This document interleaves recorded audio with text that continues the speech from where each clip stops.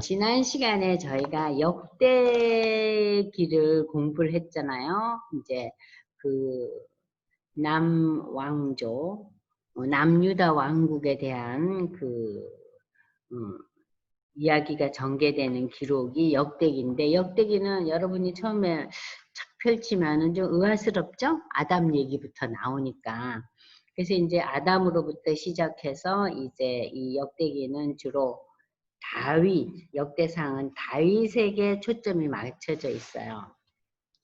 그러면 지금 우리 역대기에서 공부하면서 28장과 29장이 굉장히 중요한 부분이에요. 왜 중요하느냐? 역대기에서는요, 왕들이 무슨 일을 했고, 왕들이 어떤 성공을 이루었고, 어떤 역사가 일어났고, 거기가 중요한 내용이 아니에요, 역대기는. 열왕기에서는 왕마다, 북왕국과 남유다 왕국의 그 왕조별로 다 그 나름대로 여러 가지 일들을 그야말로 역사적인 그 이벤트를 위주로 해서 이렇게 기록된 거라면, 이 역대기는 그렇지 않아요. 열왕기에 나와 있는 수많은 스토리들이 역대기에서는 아예 생략되어 있어요. 그래서 역대기를 읽다 보면 어머 내가 읽은 열왕기 다윗왕 여러 스토리가 없네. 솔로몬 얘기도 없네. 막 얘기가 없는 게 너무 많아요. 그런데 무슨 내용은 이 역대기는 중점적으로 많이 다루고 있는가? 성전에 대해서 많이 다루고 있어요. 그래서 이 역대상 마지막 부분에 다윗의 생애의 그 마지막 부분을 역대기가 다루고 있는데, 다윗의 그 개인적인 일상사에 대한 여러 가지 그 히스토리를 다루지 않고요. 성전에 관련된 것들을 많이 다루고 있어요. 그래서 지금 8장에 보면요. 1절에서 10절까지는 그 다윗의 그 유언가도 같은 내용이거든요. 그래서 제가 한번 읽겠어요. 이 본문은 여러분들도 좀 이렇게 주목해서 보세요. 다윗이 이스라엘 모든 고관들 곧 각 지파의 어른과 왕을 섬기는 반장들과 천부장들과 백부장들과 및 왕과 왕자의 모든 소유와 가축의 감독과 내시와 장사와 모든 용사를 예루살렘으로 소집하고, 이에 다윗 왕이 일어서서 이르되 나의 형제들 나의 백성들아 내 말을 들으라. 나는 여호와의 언약궤 곧 우리 하나님의 발판을 봉안할 성전을 건축할 마음이 있어서 건축 재료를 준비했지만, 하나님이 내게 이르시되 넌 전쟁을 많이 했기 때문에 피를 많이 흘려서 내 이름을 위하여 성전을 건축하지 못한다. 그러나 이스라엘 여호와 하나님께서 전에 나를 내 부친의 온 집에서 택하여 영원히 이스라엘 왕이 되게 하셨나니 곧 하나님이 유다 지파를 택하시고 머리를 삼으시고 유다의 가문에서 내 부친의 집을 택하시고 내 부친의 아들 중에서 나를 기뻐하사 온 이스라엘의 왕을 삼으셨느니라. 여호와께서 내게 여러 아들을 주셨는데 그 아들 중에서 내 아들 솔로몬을 택해서 여호와의 나라 왕이 앉아 이스라엘 다스리야 하실세. 내게 이르기를 내 아들 솔로몬 그가 성전 건축하고 또 여러 뜰을 만들리니 이는 내가 그를 택하여 내 아들로 삼고 나는 그의 아버지가 될 것이라. 그가 만일 나의 계명과 법도를 힘써 준행하기로 오늘과 같이 하면은 내가 그의 나를 영원히 경고하게 하리라 하셨느니라. 이제 너희는 온 이스라엘 곧 여호와의 회중이 보는 데서 우리 하나님이 들으시는 데서 너희 하나님 여호와의 모든 계명을 구하여 지키기로 하라. 그리하면 너희가 이 아름다운 땅을 누리고, 이 아름다운 땅, 젖과 꿀이 흐르는 가나안 땅이죠. 너희 후손에게 끼쳐 영원한 기업이 되게 하리라. 내 아들 솔로몬아 너는 내 아버지의 하나님을 알고 온전히 마음과 깊은 뜻으로 섬길지어다. 여호와께서 모든 마음을 감찰하사 모든 의도를 아시나니 네가 만일 그를 찾으면 만날 것이요 만일 내가 그를 버리면 그가 너를 영원히 버리시리라.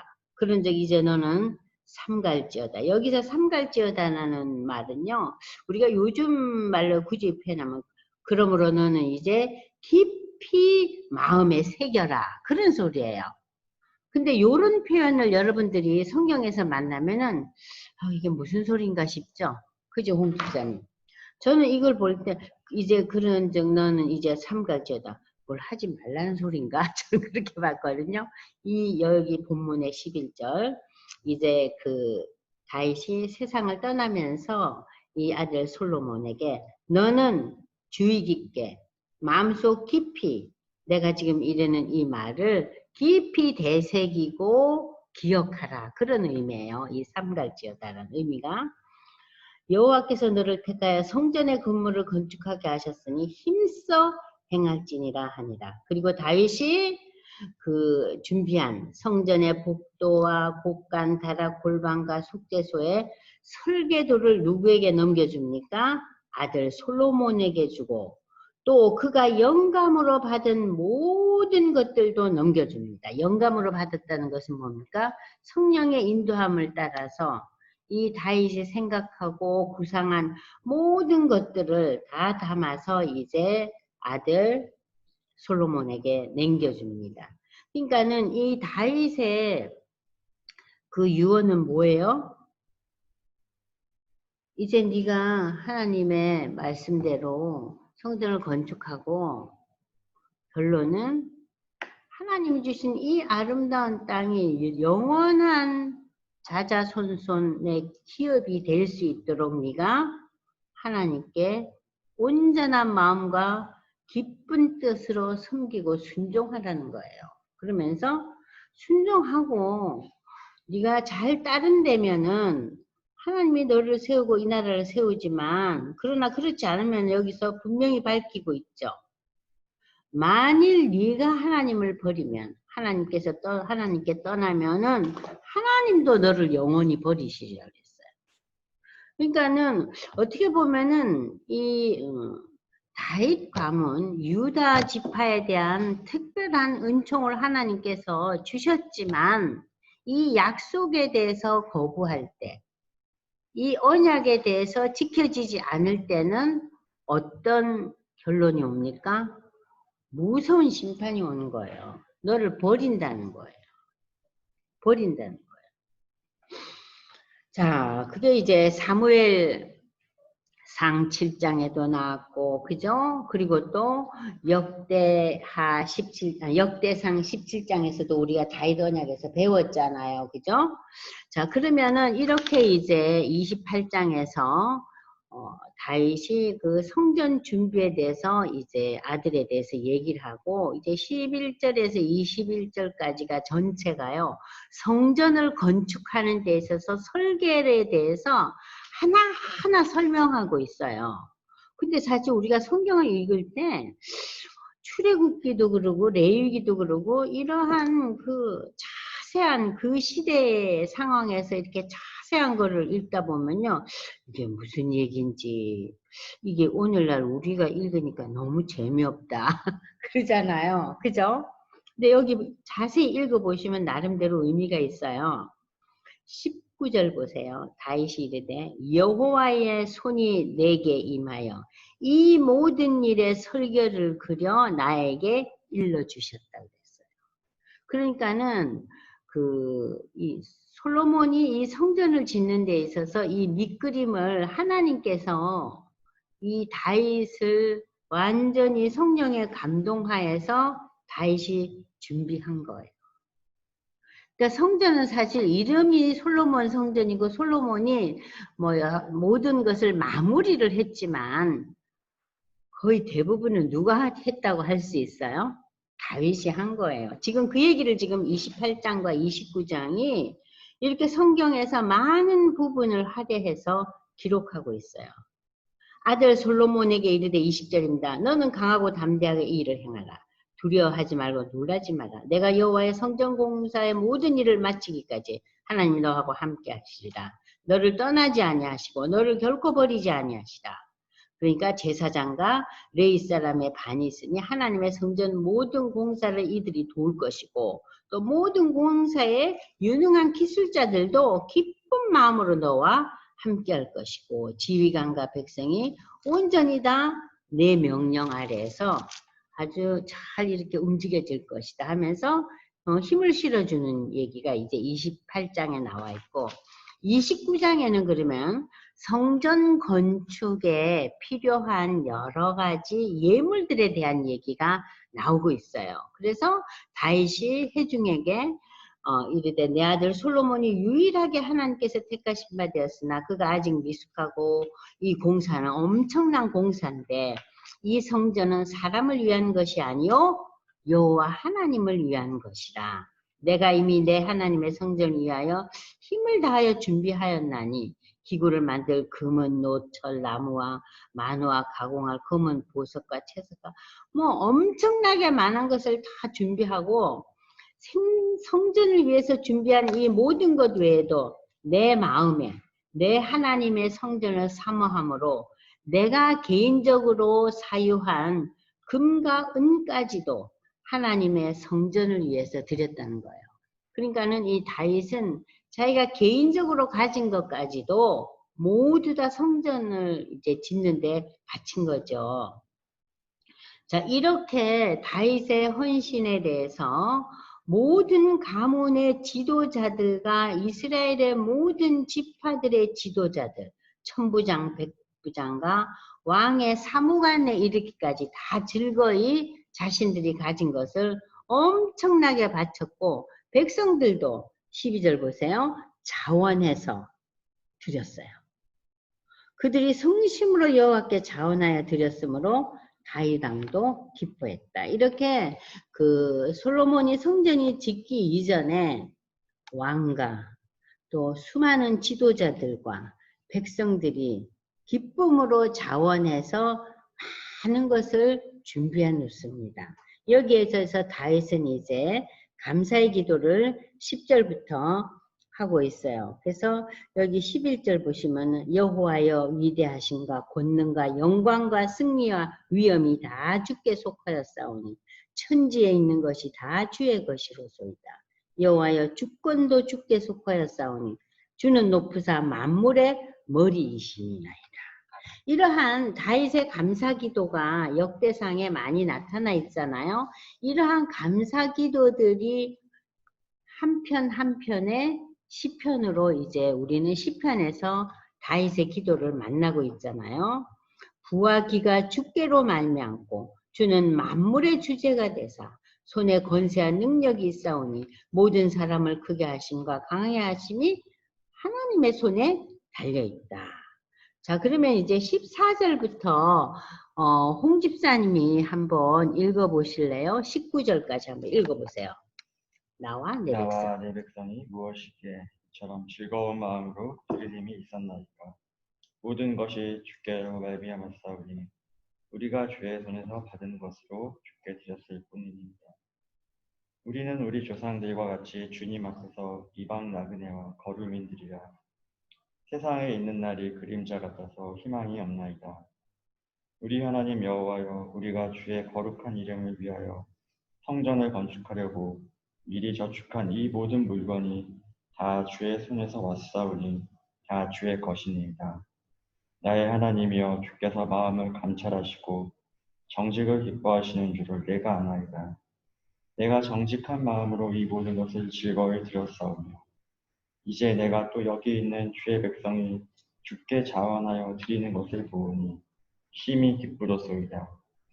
우리 조상들 아브라함과 이삭과 이스라엘의 하나님 여호와여, 주께서 이것을 주의 백성의 심중에 영원히 두어 생각하게 하시고 그 마음을 준비하여 주께로 돌아오게 하시오며 또 내 아들 솔로몬에게 정성된 마음을 주사 주의 계명과 범위안과 율례를 지켜 이 모든 일을 행하게 하시고 내가 위하여 준비한 것으로 성전을 건축하게 하옵소서 하였더라. 네, 지금 우리가 이제 28장, 29장을 읽으면서 다윗이 얼마나 정성을 다해서 이 성전 건축에 쓸 예물들을 준비하고 또 아들에게 또 백성들에게 또 지도자들에게 아주 신신당부하는 장면이 나와요.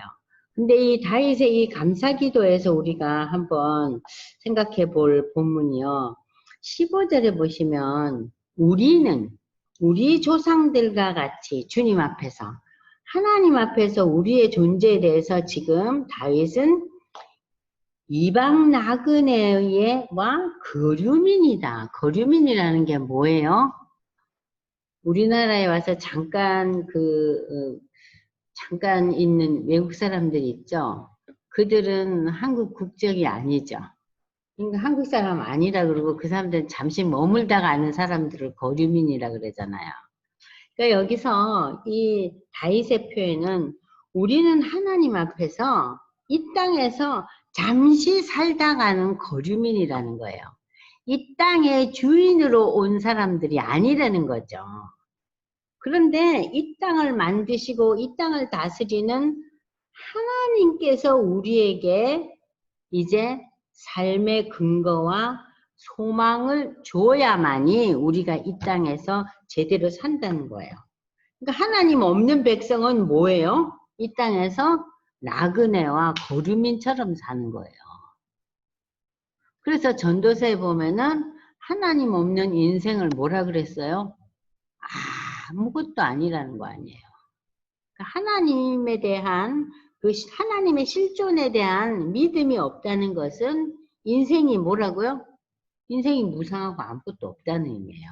지금 다윗은 이 감사기도를 통해서 인간의 그 상황, 인간이 어떤 존재인가를 여기서 잠시 설명하고 있어요. 그래서 거류민, 나그네 여기서 나와요. 하나님 없는 인생. 자, 그러면 이제 20절부터 지금 30절까지는 사실 여러분들이 이 본문도 굉장히 중요한 본문이에요. 이제 마지막으로 다윗이 이 땅을 떠나면서 이제 그 준 말씀이고, 이튿날 여호와께 제사 드리고 번제를 드리고 그냥 온갖 정성을 다해서 풍성한 제물을 드리고, 자, 무리가 다윗의 아들 솔로몬을 왕으로 삼고 사독이 제사장이 되고, 이렇게 해서 완전히 이제 다윗의 체제에서 솔로몬의 체제로 넘어가는 장면이에요.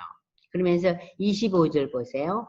하나님께서 솔로몬을 모든 이스라엘의 목전에서 심히 크게 하시고 또 왕의 위엄을 그에게 주사 그전 이스라엘의 어떤 모든 왕보다 뛰어나게 하셨더라. 가장 뛰어난 왕으로 삼고 이제 이 성전을 건축하게 되는 거죠. 자, 그리고 이제 다윗에 대해서 다윗이 온 이스라엘의 왕이 되어서 40년 동안 이제 다스렸는데 헤브론에서 7년, 예루살렘에서 33년. 그는 나이 많아 늙도록 부하고 존귀를 누리다가 죽음에 아들 솔로몬이 왕이 되었더라. 자, 이렇게 해서 이제 역대상은 다윗이 어떻게 하나님의 성전을 아들 솔로몬이 이어받아서 지을 수 있도록 준비했는가 하는 그 내용이 아주 상세하게 담겨져 있어요.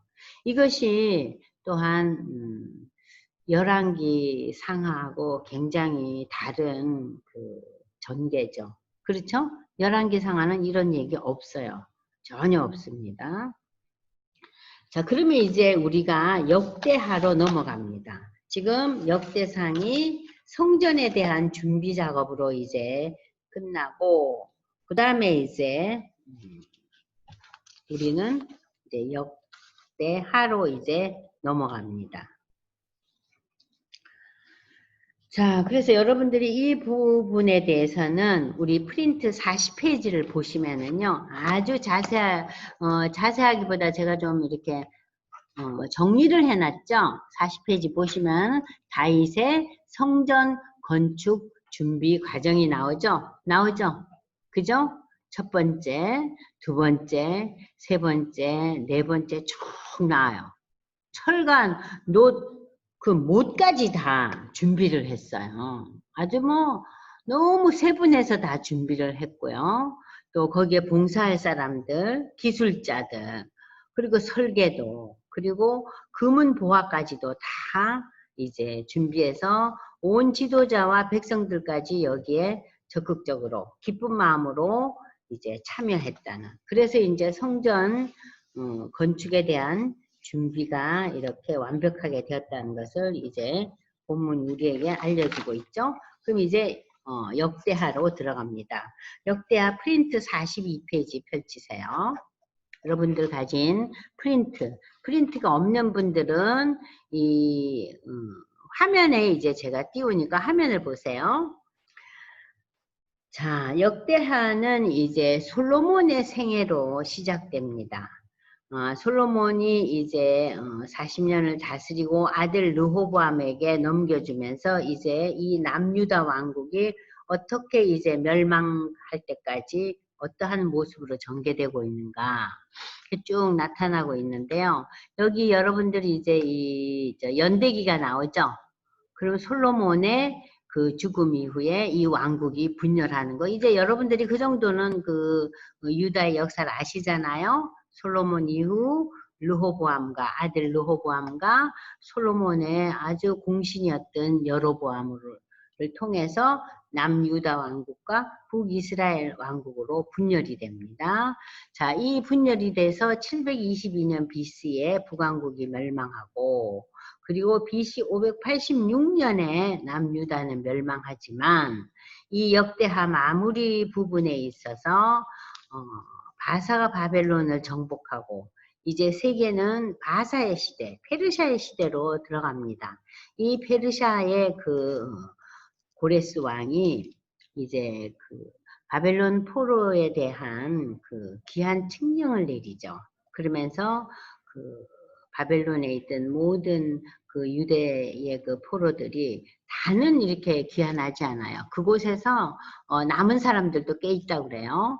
그래서 이제 1차, 2차 포로들이 이제 다시 예루살렘으로 돌아옵니다. 그리고 성전을 다시 재건하고 그리고 저들이 새롭게 이제 되는 그 역사에 대해서는 이제 그 다음에 이제 그 여러분이 잘 아시는 느헤미야에 대해 그 기록에 보면 더 자세히 또 나오고 있죠. 에스라서와. 자, 솔로몬 왕이 하나님께 1000번제를 드리는 장면으로 역대기 1장은 시작돼요. 자, 1000번제 그러면은 상식적으로 우리는 제사를 1000번 드리는 걸로 생각하죠. 근데 그게 아니고요.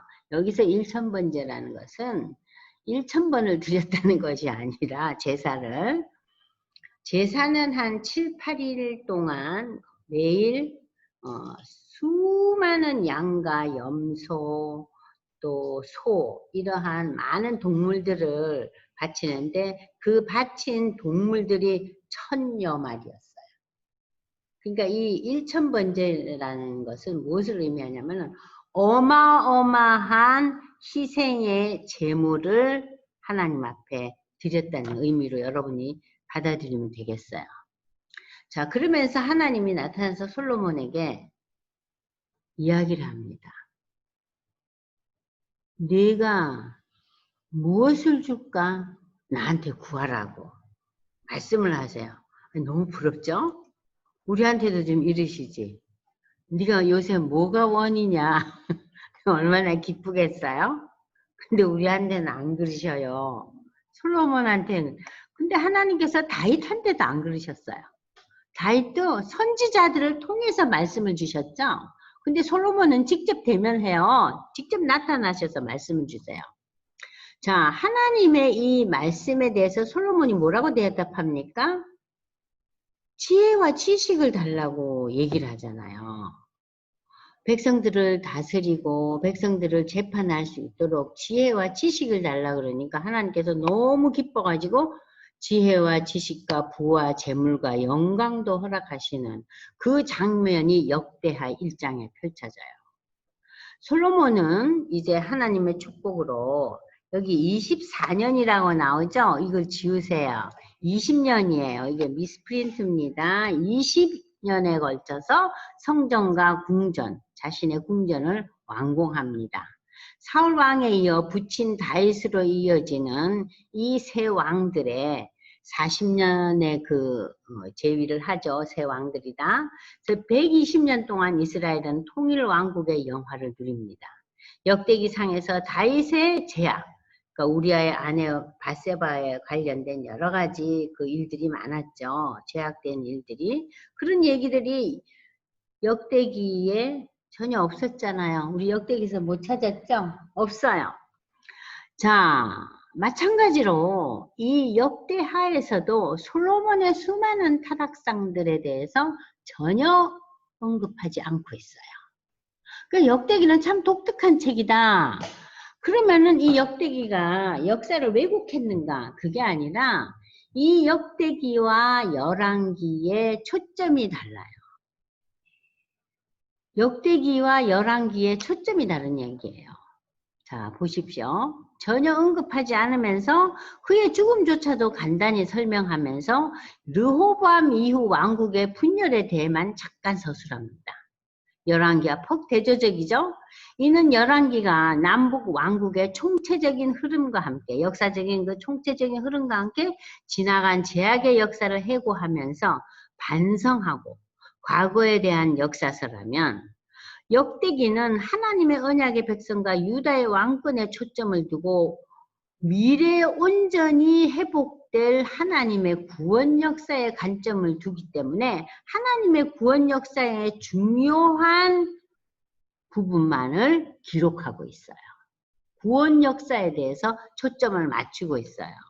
그러면 열왕기는 저들이 잘못된 거, 저들의 문제점, 이걸 우리가 반성하고 또 과거에 대해서 다시 한번 하나님 앞에 자복하고 회개하는 마음을 갖자. 그렇다면은 역대기는 구원에 대한 역사에 초점을 맞추고 미래에 대한 소망을 가지고 이제 기록했어요. 비록 우리가 죄인이고 문제가 많고 수많은 죄를 정말 이 유다 왕국의 대표적인 왕들이었던 다윗과 솔로몬마저도 그런 죄악에 빠졌지만 그런 죄악의 문제는 내려놓고 완전히 다르죠. 자, 결국 왕국은 분절되고 유다 열왕의 통치와 바벨론의 포로로 잡혀가는 역사, 이방한 고레스의 성전 재건에 관한 그 칙령, 조서가 내리는 걸로 역대기가 끝냅니다. 그래서 역대기는 맨 마지막에 이제 그 고레스 왕이 이제 칙령을 반포하면서 이제 다 돌아가라 그러잖아요. 그죠? 유대 백성들은 가거라. 그리고 너희가 갈 때, 많은 걸 내가 너희에게 실어 보낼 테니 그것으로 무엇을 하라고? 너희 성전을 짓거라. 그것이 이 고레스 왕이 성령의 감동을 받아서 그러한 선포를 하는 거예요. 그것이 역대기의 맨 마지막 부분에 아주 상세하게 기록되어 있어요. 그리고 열왕기 하에서는 뭐가 기록되었어요? 여호야긴 왕이 회복된 얘기가 나오죠. 바벨론 왕이 37년 동안 이 여호야긴 왕이 잡혀와서 감옥에 있었는데 이 왕의 머리를 세워주고 왕과 함께 바벨론 왕과 함께 식탁을 나눴잖아요. 그러면서 회복의 징조를 보여줬어요. 온전한 회복은 아니었지만. 그러나 역대기는 온전한 회복을 보여줘요. 고레스가 그 바사가 당시 세계를 점령한 바사의 왕 고레스가 칙령을 내리는 거예요. 돌아가라고. 예루살렘으로 돌아가서 너희 성전을 지으라고. 이건 정말 엄청난 선포죠. 자, 그래서 이제 여러분들 43페이지 보시면은 성전 건축에 대한 이야기가 나오고요. 그리고 이제 여러분들 보시면은 그 바벨론 포로로 잡혀가는 여러 가지 그 역사와 고레스 칙령에 대한 이야기들이 이제 역대기 하에 나옵니다. 그러면 우리가 이제 지금부터 역대기 하 1장을 여러분들 이제 보겠어요. 역대기하 1장을 볼 때 이제 초반부에서는 역대기하 초반부는 하나님의 축복이 이 솔로몬의 통일 왕국에 어떻게 펼쳐지는가. 또 후반부에 와서는 이 솔로몬이 죽고 르호보암 아들 르호보암 시대 때 왕국이 분열되고 유다 열왕들이 통치하면서 어떻게 저들의 제약으로 인해서 이 바벨론의 그 포로가 되고 회복이 되는가 하는 부분을 이제 다루고 있는데요. 자, 그럼 이제 여러분들이 지금 이제 그 역대하 1장을 펼치세요. 1장 1절에서 6절을 보면은 다윗의 아들 솔로몬의 왕위가 견고하여 가며, 그러니까는 이 남유다 왕국이 아주 튼실했어요. 그의 하나님 여호와께서 그와 함께 하사 신이 창대하게 하신다. 그러면 솔로몬의 그 통일 왕국이 어떻게 이렇게 견고하고 참 엄청난 부를 누리면서 지속되었는가? 그것은 1장 1절의 후반부에 나오죠. 하나님 여호와께서 솔로몬과 함께 하사 저를 심히 장대하게 하셨기 때문이다. 하나님의 역사라는 것을 역대하 1장 1절에서 분명하게 밝히고 있습니다. 솔로몬은 온 이스라엘의 천부장, 백부장들과 재판관, 온 이스라엘의 방백들이라면은 오늘날로 표현하면요, 온 이스라엘의 공무원들이에요.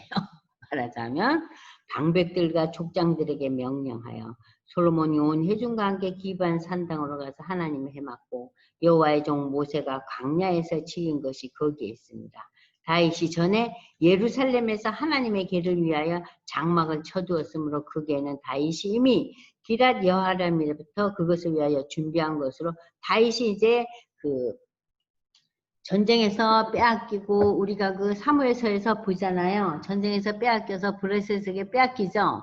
그죠? 그랬더니 이 블레셋에 간 이 그 여호와의 궤가 어떻게 됩니까?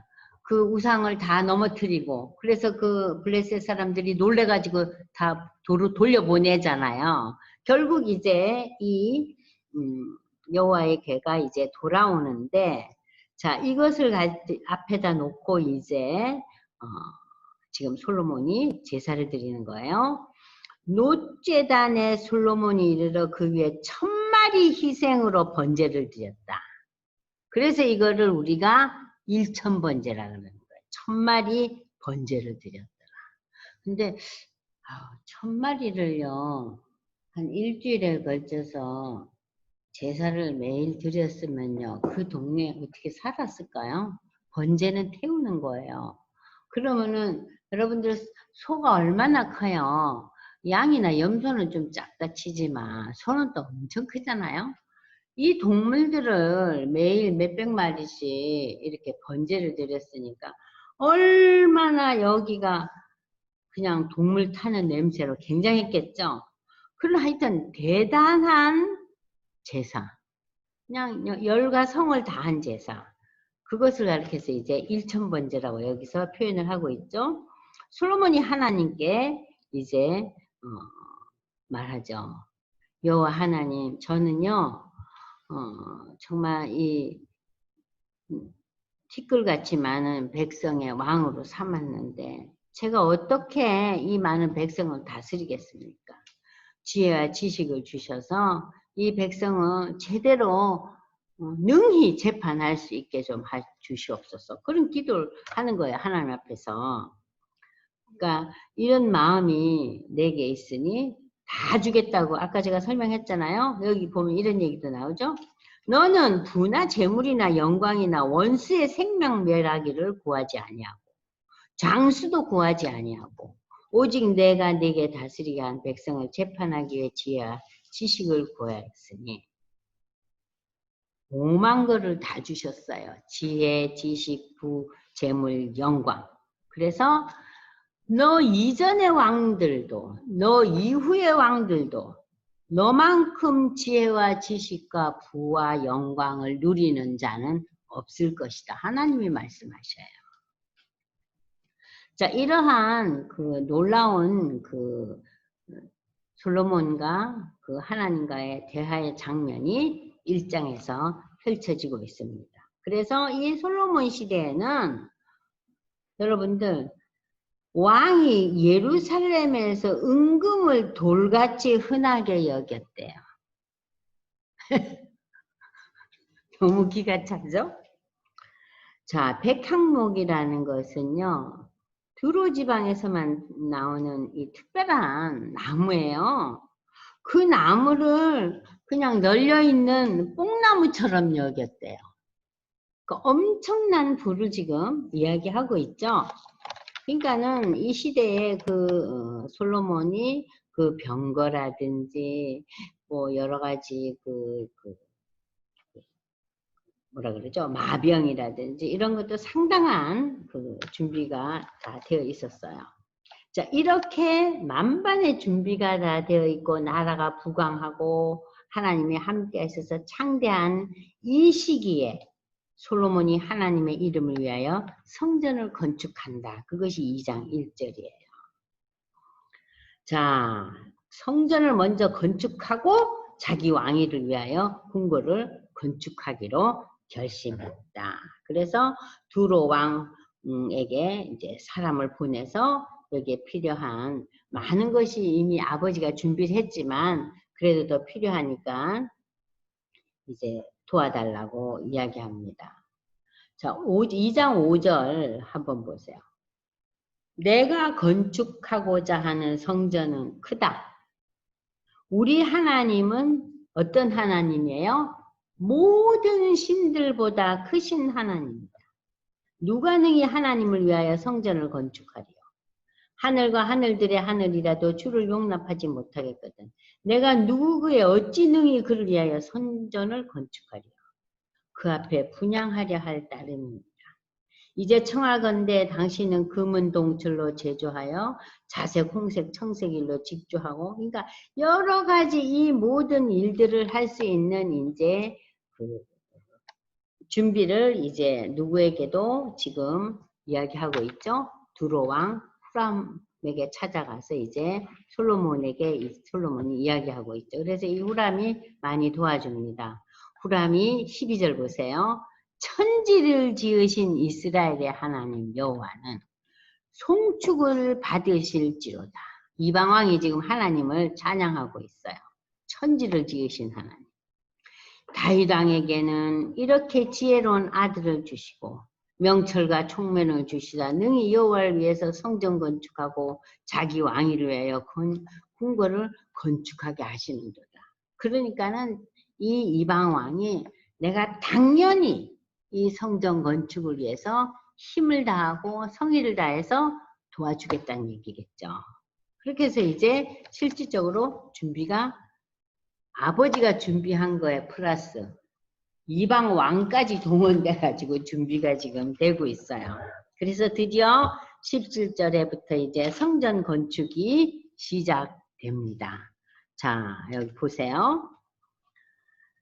솔로몬의 아버지 다윗이 이스라엘 땅에 사는 이방 사람들을 옛날에 조사했더니 이제 다시 솔로몬이 조사하니 15만 3,600명 이 이방인들도 함께 했어요. 그 중에 7만 명은 짐꾼이 되게 하고 8만 명은 산에서 벌목을 하였고 3,600명은 감독으로 삼아 백성들에게 일을 시키게 하였더라. 엄청난 숫자죠.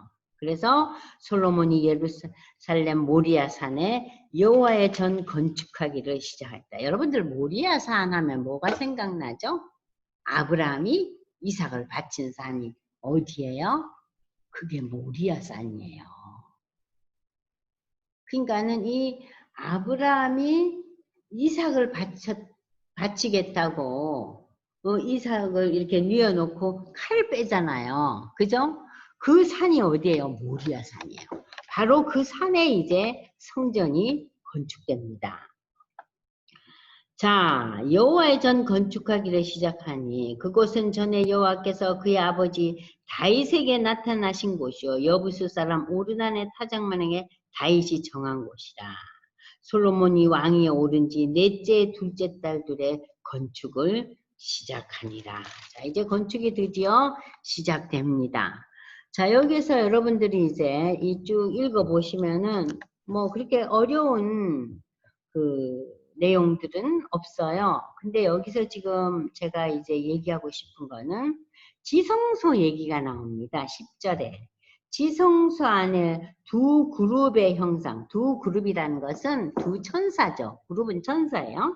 천사의 형상을 새겨 만들어 금으로 입혔는데, 자, 이 지성소 안을 이제 준비하고 있는데, 자, 여기에 보니까는요, 오른쪽 그룹의 날개, 또 그 날개도 5규빗이나 성전벽에 닿고 그 다른 날개도 5규빗이 왼쪽 그룹의 날개에 닿았으면 이 두 그룹이 편 날개가 모두 20규빗이야. 그 얼굴을 내전으로 향하고 서 있으며 청색, 자색, 홍색 실로 이제 그 그룹의 형상을 수놓았더라.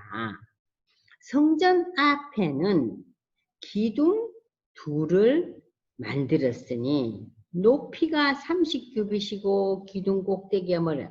자, 여기서 여러분들 16절 보세요. 성전 앞에 기둥이라는 것은 기둥 두 개를 세우는데요. 좌우에. 자, 기둥 머리에다가 사슬을 달고 석류를 100개를 만들어 사슬을 다는데 그 기둥을 성전 앞에 먼저 세웁니다. 왼쪽 하나에 오른쪽 하나, 그러니까 좌우에 하나씩 세우는데 오른쪽의 것을 이름을 뭐라고 했다고요? 요거 동그라미 쳐놓으세요. 야긴. 야긴. 나중에 이걸 여러분들 제가 설명할 거예요.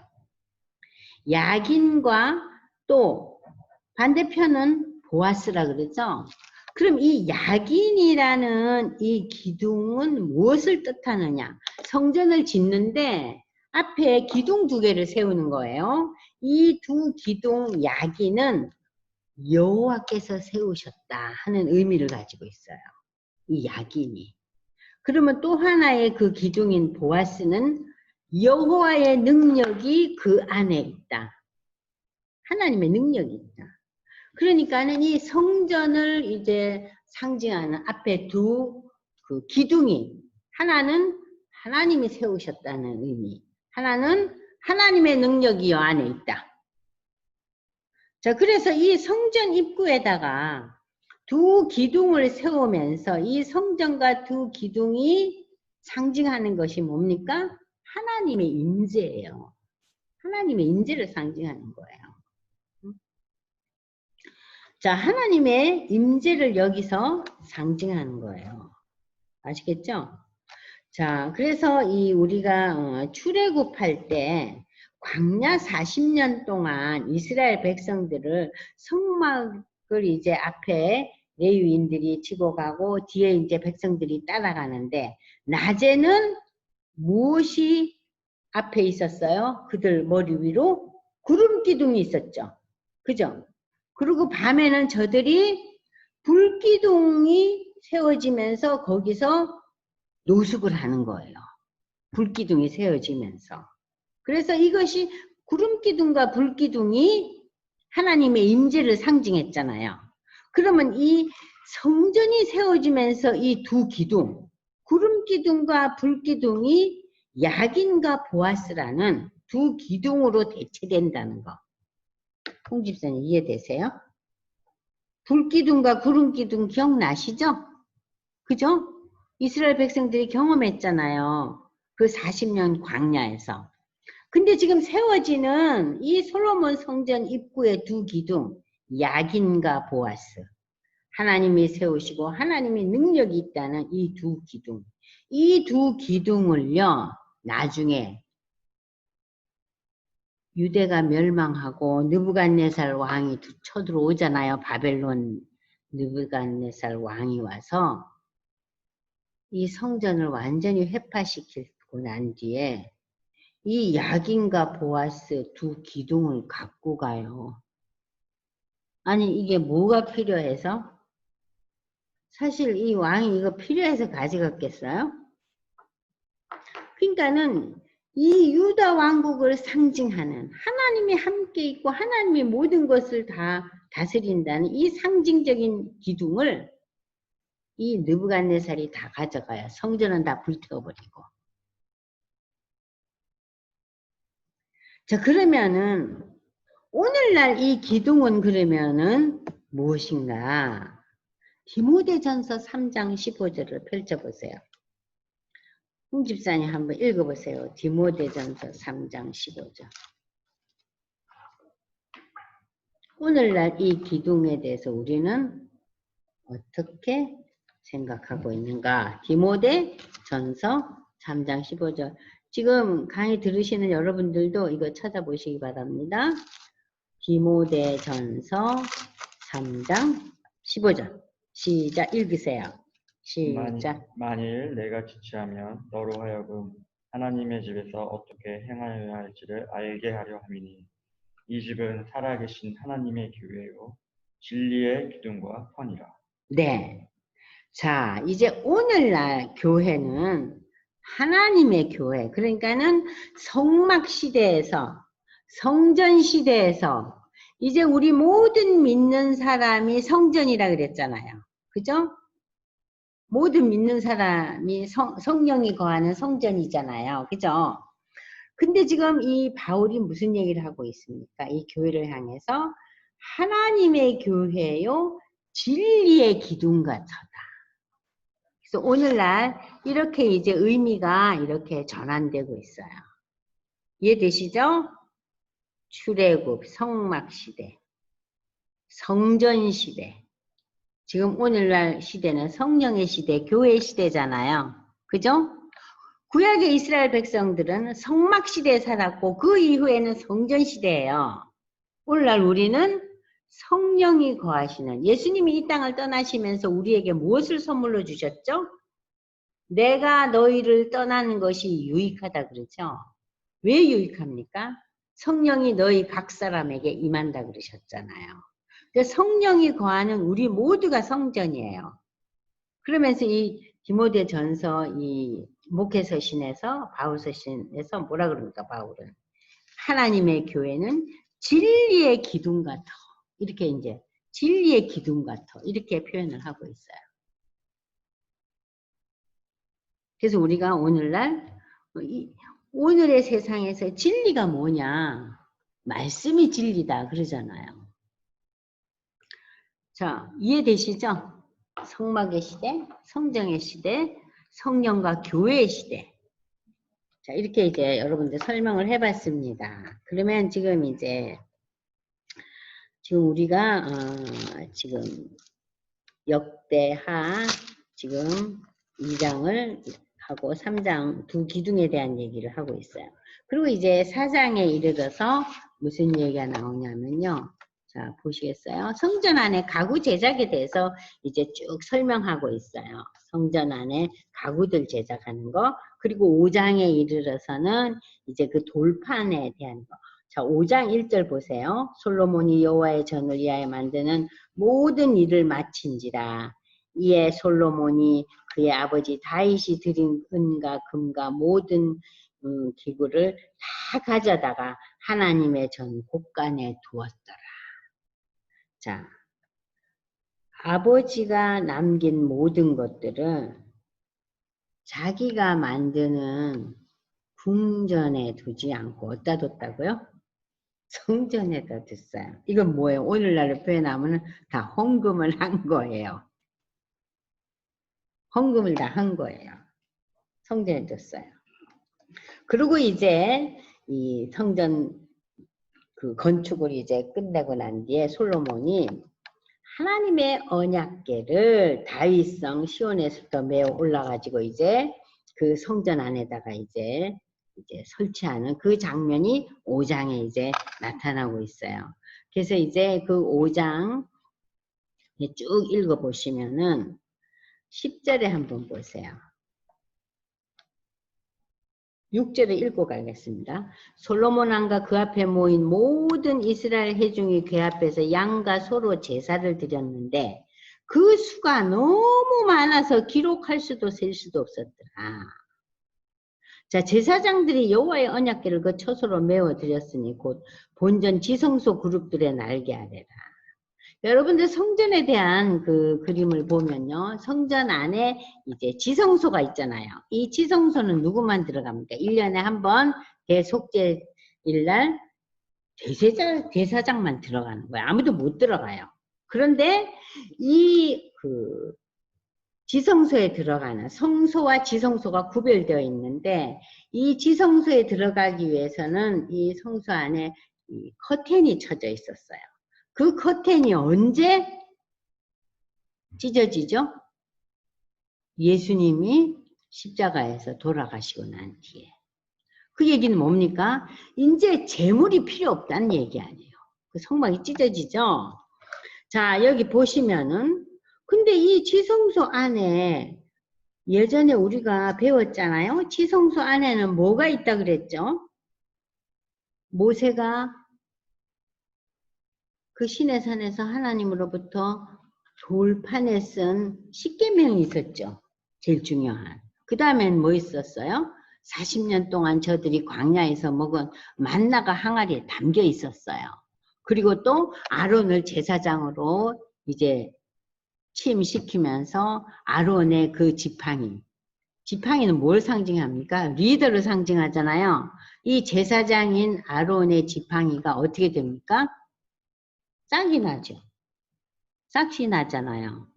근데 지팡이가 어떻게 싹이 나요? 지팡이 나면 죽었는데. 이거 뭡니까? 사망에서 생명을 하나님이 종말에 부여하신다는 부활을 상징하고 있거든요. 자, 이렇게 중요한 세 가지가 이 언약궤 안에, 법궤 안에 있었는데, 아니, 지금 솔로몬이 옮기려고 보니까 궤 안에 10절에 홍 집사님 읽어보세요. 10절. 궤 안에는 그 안에는 두 들판 외에 아무것도 없으니 이것은 이스라엘 자손이 애굽에서 나온 후 여호와께서 그들과 언약을 세우실 때 모세가 호렙에서 그 안에 넣은 것이다. 네, 모세가 하나님으로부터 받았던 그거밖에 없는 거예요. 야, 이게 어떻게 된 거냐? 왜 아론의 쌍난 지팡이와 만나 항아리는 사라졌는가? 자, 이 언약궤가 이동하잖아요. 블레셋이 그 전쟁에서 지고 블레셋이 이 언약궤를 가져가잖아요. 그럴 때 분실된 것으로 여겨진다고 지금 학자들은 보고 있어요. 학자들은. 근데 오늘날에는 이 언약궤 두 돌판도 없어요. 다 없어졌어요. 어떻게 된지 모르겠어요. 자, 그건 뭐 어떻게 보면은 그 바벨론 그 포로될 때 그 모든 것이 다 타잖아요. 불타잖아요. 성전이, 솔로몬 성전이. 그런 얘기들이 있어요. 자, 그래서 이제 여기 보시면은 이 성전 건축이 이제 끝나고 5장에 와서 언약궤에 대한 이야기가 이제 펼쳐지면서 완전히 이제 제사가 준비되고 있어요. 자, 그러면 이제 BC 959년 드디어 7년에 걸쳐서 이 성전 건축이 완공됩니다.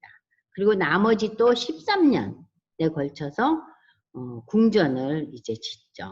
그러니까 성전은 하나의 건물이지만 궁전은요, 방이 여러 개 있고 굉장히 규모가 크잖아요. 그래서 그건 13년에 걸쳐서 이제 토탈 20년에 걸쳐서 성전과 궁전이 이제 지어집니다. 자, 여러분들 이제 5장 11절 보세요. 자, 이때 제사장들이 반열대로 하지 아니하고 스스로 정결케 하고 성소에 있다가 나오매 노래하는 레이 사람 아사, 베만과 여두들 이거 다 누가 다 준비시켰어요? 다윗 시대 때 다 준비했죠? 찬양대, 또 이 제사 드리는 이 제사장 그룹, 레위 지파 사람들, 나팔 부는 사람들, 찬송하는 사람들 이걸 이미 다 다윗 시대 때 준비했어요. 우리가 아까 28장, 29장에 다 나와요. 그 22장부터 사실은 29장까지가 성전 건축에 대한 준비가 쫙 펼쳐지고 있거든요. 그럼 여기 보시면은 자 13절, 14절 홍 집사님 읽어보세요. 나팔 부는 자, 노래하는 자들이 일제히 소리를 내어 여호와를 찬송하며 감사하는데 나팔 불고 재금 치고 모든 악기를 울리며 소리를 높여 여호와를 찬송하여 이르되 선하시도다 그의 자비하심이 영원히 있도다 하며 그때 여호와의 전에 구름이 가득한지라 제사장들이 그 구름으로 말미암아 능히 서서 섬기지 못하였으니 이는 여호와의 영광이 하나님의 전에 가득함이었더라. 네, 지금 이제 성전 건축을 마치고 하나님의 그 언약궤, 법궤를 모셔다 놓고 저들이 이제 찬송을 하고 이러는데 하나님의 영광이 그냥 가득했다 그랬어요. 그래서 이 제사장들이 구름으로 말미암아 뭐 어떻게 할 수가 없을 정도로 하나님의 영광이 성전에 가득했다고 지금 나타나고 있는데 이 장면이요. 출애굽기 40장에도 똑같은 장면이 나와요. 출애굽기 40장은요. 성막을 완성하고 난 뒤에 하나님의 영광이 임했어요. 여러분들 출애굽기 40장 한번 볼까요?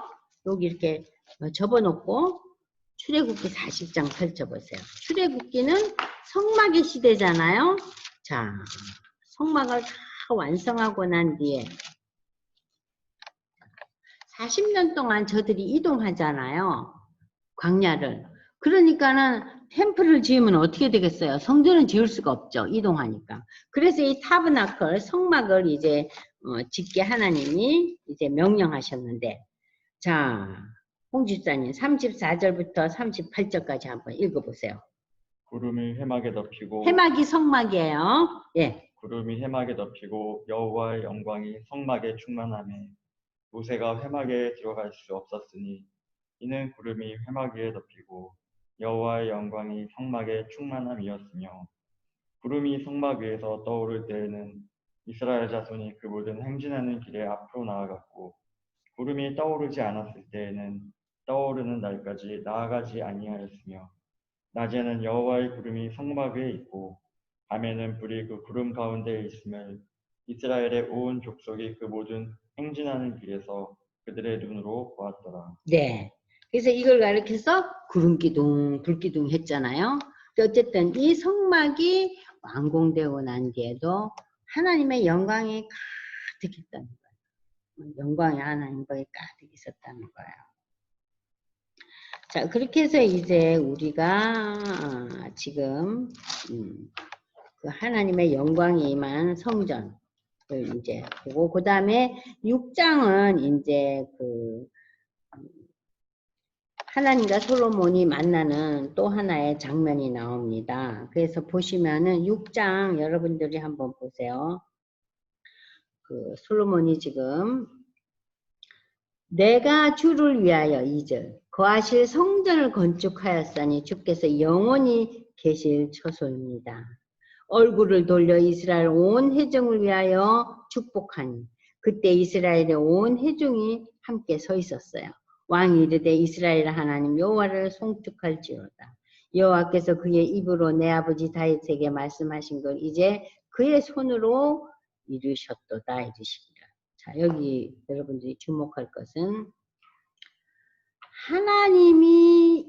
하나님의 입으로 말씀하신 것을 하나님의 손으로 이루셨다 그랬어요. 다윗이 준비하고 솔로몬이 건축했다 그렇게 표현 안 하고 있죠? 그죠? 네? 여기 보십시오.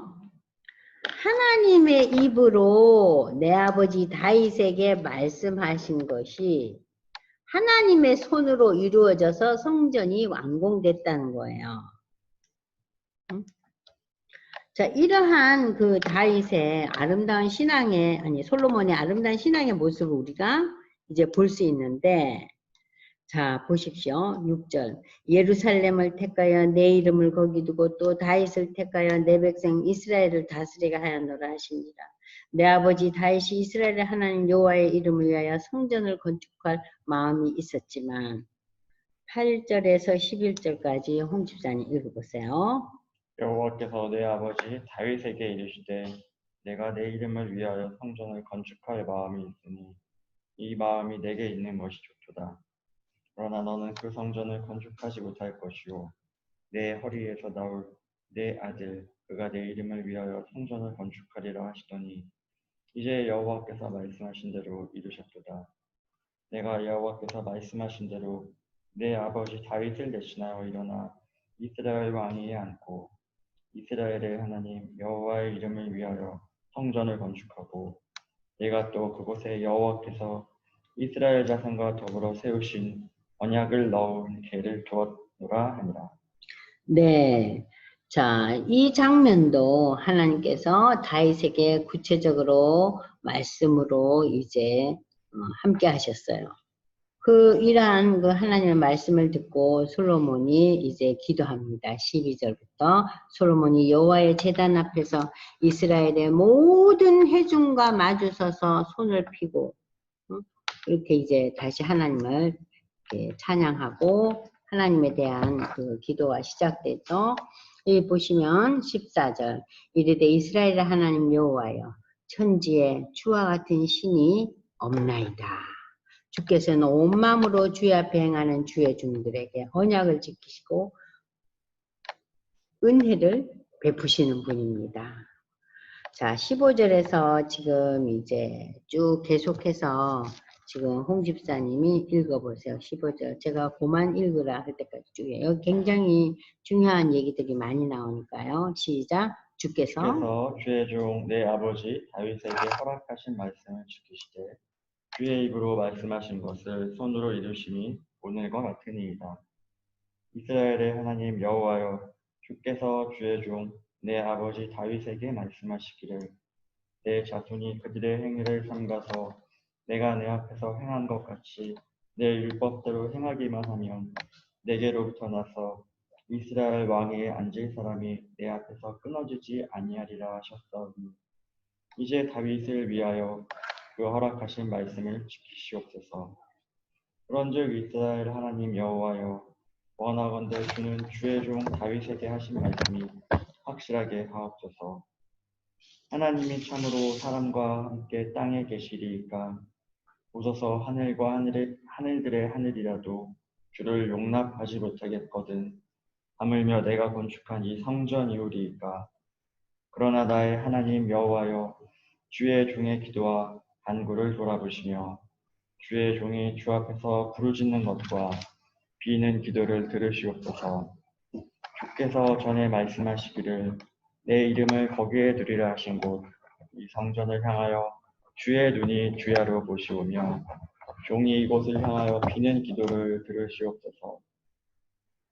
주의 종과 주의 백성 이스라엘이 이곳을 향하여 기도할 때에 주는 그 간구함을 들으시되 주께서 계신 곳 하늘에서 들으시고 들으시사 사하여 주옵소서. 만일 어떤 사람이 그의 이웃에게 범죄함으로 맹세시킴을 받고 그가 와서 이 성전에 있는 주의 제단 앞에서 맹세하거든 주는 하늘에서 들으시고 행하시되 주의 종들을 심판하사 악한 자의 죄를 정하여 그의 행위대로 그의 머리에 돌리시고 공의로운 자를 의롭다 하사 그 의로운 대로 갚으시옵소서. 만일 주의 백성 이스라엘이 주께 범죄하여 적국 앞에 패하게 되므로 주의 이름을 인정하고 주께로 돌아와서 이 성전에서 주께 빌며 간구하거든 주는 하늘에서 들으시고 주의 백성 이스라엘의 죄를 사하시고 그들과 그들의 조상들에게 주신 땅으로 돌아오게 하옵소서. 네, 거기까지 이제 읽어요. 자, 솔로몬의 기도를 들으시면서 어떠세요? 참 지혜와 지식이 참 풍부하구나. 그런 걸 우리가 느낄 수 있잖아요. 이 기도문을 통해서. 근데 이 솔로몬의 기도가 6장 전체에 굉장히 길어요. 아주 그 40절 이상까지, 42절까지 나오는데요. 여기 주목할 부분이 또 하나가 있어요. 32절에 보면은요. 주의 백성 이스라엘에게 속하지 않은 이방 백성들에 대한 기도가 나와요. 지금 유대인들은 유대인이냐 아니냐 그걸로 굉장히 이렇게 갈라져 있잖아요. 근데 원래 하나님께서는 이들에게 이런 말씀을 주셨다는 것을 한 게 볼 때 참 정말 우리가 생각이 많아지는데요. 자, 솔로몬의 기도 속에서 이런 기도가 있어요. 주의 백성 이스라엘에 속하지 않은 이방인들, 유대인이 아닌 사람에 대해도 그들이 주의 큰 이름과 하나님의 큰 이름과 능한 손과 표심팔을 위하여 먼 지방에서부터 와서 이 성전을 향하여 기도하거든. 주는 계신 곳 하늘에서 들으시고 모든 이방인이 주께 부르짖는 대로 이루사 땅의 만민이 주의 이름을 알고 주의 백성 이스라엘처럼 경외하게 하시오며 또 내가 건축할 이 성전을 주의 이름으로 일컫는 줄을 알게 하옵소서. 자, 지금 이 솔로몬의 기도가 신약 시대 이후에 이루어졌죠.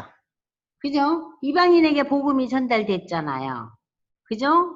그래서 이방인들을 향한 하나님의 그 구원과 은혜와 사랑이 신약 시대 이후에 이제 그 하나님을 전달하는, 특별히 그 우리가 배운 그 베드로와 바울의 사역들 배우잖아요. 그러면은 그 이방인을 위해서 하나님께서 바울을 세우셨잖아요. 그래서 바울을 통해서 이제 소아시아 전도가 되고 그 세계로 이제 복음이 전달되는. 그래서 결국 로마가 기독교 국가 되는 거 우리가 이제 역사적으로 배우잖아요. 그럼 지금 이 32절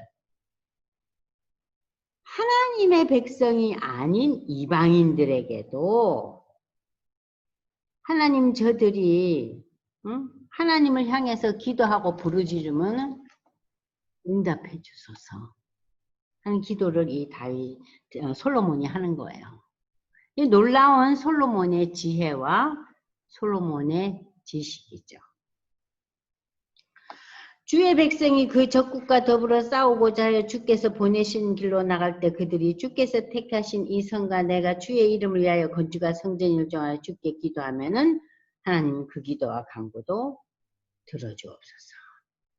그러면서 36절에 이 솔로몬은 하나님 앞에 범죄하지 아니하는 사람이 없사오니 그들이 주께 범죄함으로 주께서 그들에게 진노하사 그들을 적국에게 넘기시며 적국이 그들을 사로잡아 땅의 원근을 막론하고 끌고 간 후에 그들이 사로잡혀간 땅에서 스스로 깨닫고 그들을 사로잡은 자들의 땅에서 돌이켜 주께 간구하기를 우리가 범죄하고 패역을 행하여 악을 행하였나 하며 자기들을 사로잡아간 적국의 땅에서 온 마음과 온 뜻으로 주께 돌아와서 주께서 그들의 조상들에게 주신 땅과 주께서 택하신 성과 내가 주의 이름을 위하여 건축한 성전이 있는 쪽을 향하여 기도하거든.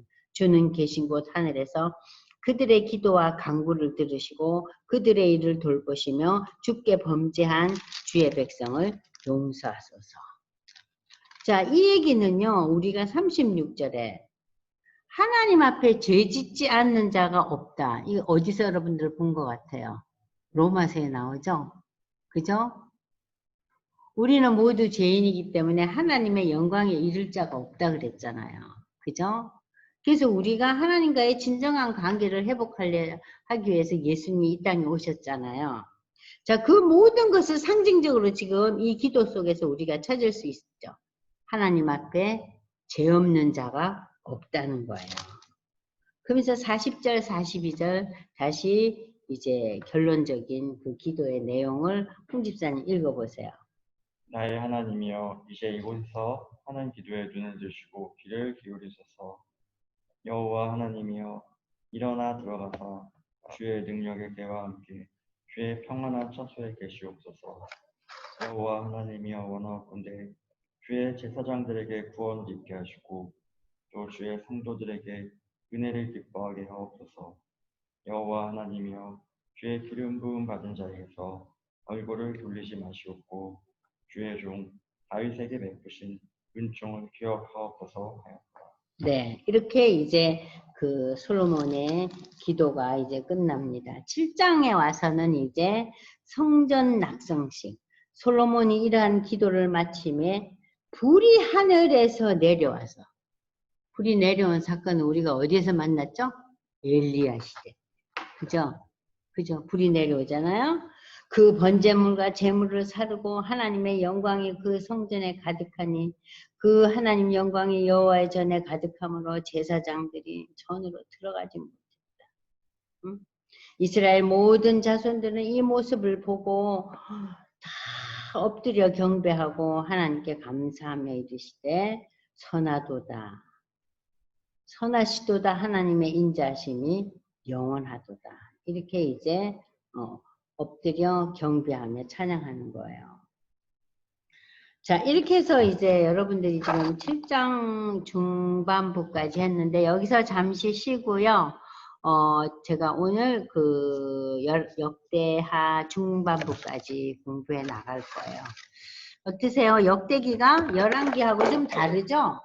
다른 얘기보다는 주로 뭡니다.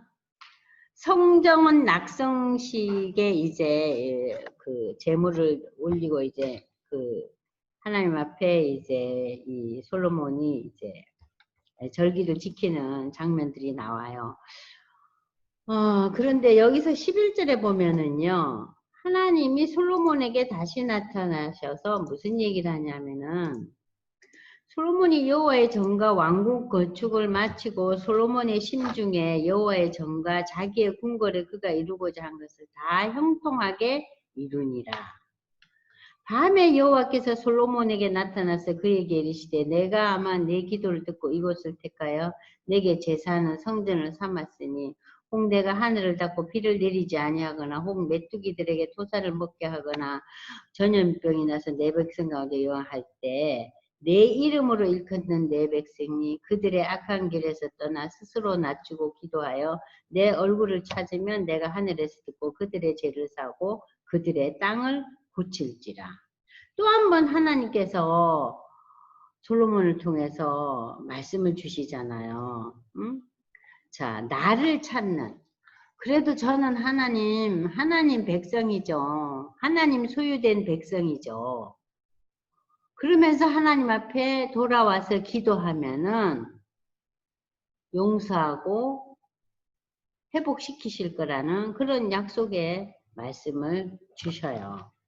그러니까 우리 자녀들이 지금 그 어린 시절에 즐겁게 나가던 교회를 그리고 막 그 성경 암송대회도 나가고 찬양도 하고 연극도 하던 그 우리 아이들이 자라면서 하나님과 멀어지고 세상의 문화와 접해 있을 때 그래도 어머니의 기도를 통해서 저들이 다시 한번 돌아올 수 있도록 그럼 하나님은 어떻게 주신다고요? 그들의 죄를 사하시고 그들을 회복시키실 거라는 거예요. 그것을 여기서 말씀으로 주셔요. 자, 그러면은 여러분들이 이제 여기 보시면은요, 이제 8장으로 넘어가면은 솔로몬의 업적이 이제 나옵니다. 솔로몬의 업적은 궁전과 이제 물론 성전과 궁전을 이제 20년 동안에 건축하기를 마쳤다고 8장 1절에 나오죠. 다 끝냈어요. 응? 끝냈어요. 자, 그런데 이 솔로몬이 11절을 주목해 보세요. 바로의 딸을 데리고 다윗성에서부터 그를 위하여 건축한 왕궁에 이르러 이르되 내 아내가 이스라엘 왕 다윗의 왕궁에 살지 못하리니 이는 여호와의 계가 이른 곳은 다 거룩함이나 하였더라. 이 얘기가 무슨 얘기예요? 바로의 딸이라는 것은 애굽의 공주라는 소리 아니에요, 그죠? 자, 그러면 열왕기상에서는 이걸 어떻게 표현하고 있는지 한번 비교해 보세요. 열왕기상 11장 한번 보세요. 열왕기상 11장. 열왕기상 11장을 보시면 열왕기상 11장 1절에서 8절까지 홍 집사님 한번 읽어보세요. 시작. 솔로몬 왕이 바로의 딸 외에 이방의 많은 여인을 사랑하였으니 곧 모압과 암몬과 에돔과 시돈과 헷 여인이라. 여호와께서 일찍이 이 여러 백성에 대하여 이스라엘 자손에게 말씀하시기를 너희는 그들과 서로 통혼하지 말며 그들도 너희와 서로 통혼하게 하지 말라. 그들이 반드시 너희의 마음을 돌려 그들의 신들을 따르게 하리라 하셨으나 솔로몬이 그들을 사랑하였더라. 왕은 후궁이 700명이요 첩이 300명이라. 그의 여인들이 왕의 마음을 돌아서게 하였더라. 솔로몬의 나이가 많을 때에 그의 여인들이 그의 마음을 돌려 다른 신들을 따르게 하였으므로 왕의 마음이 그의 아버지 다윗의 마음과 같지 아니하여 그의 하나님 여호와 앞에 온전하지 못하였으니 이는 시돈 사람의 여신 아스다롯을 따르고 암몬 사람의 가증한 밀곰을 따릅니다. 솔로몬이 여호와의 눈앞에서 악을 행하여 그의 아버지 다윗이 여호와를 온전히 따름같이 따르지 아니하고 모압의 가증한 그모스를 위하여 예루살렘 앞 산에 산당을 지었고 또 암몬 자손의 가증한 몰록을 위하여 그와 같이 하였으며 그가 또 그의 이방 여인들을 위하여 다 그와 같이 한지라. 그들이 자기의 신들에게 분향하며 제사하였다. 자, 여기 열왕기에서는 열왕기 저자는 지금 뭐라 그랬어요? 솔로몬의 마음이 이 이방 여인들을 통해서 하나님을 떠났다고 보고 있거든요. 그죠? 그래서 솔로몬이 나이가 점점 많아지면서 사실 솔로몬은 20살 때 왕이 되었기 때문에 이 솔로몬이 이제 이 세상을 떠날 때 나이가 60살이에요.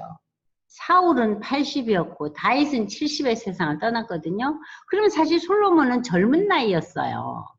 그런데 이 솔로몬이 점점 나이가 들어가면서 여인들이 섬기는 그 신들을 따르게 내버려 둔 거예요. 거기에 그치지 않았죠.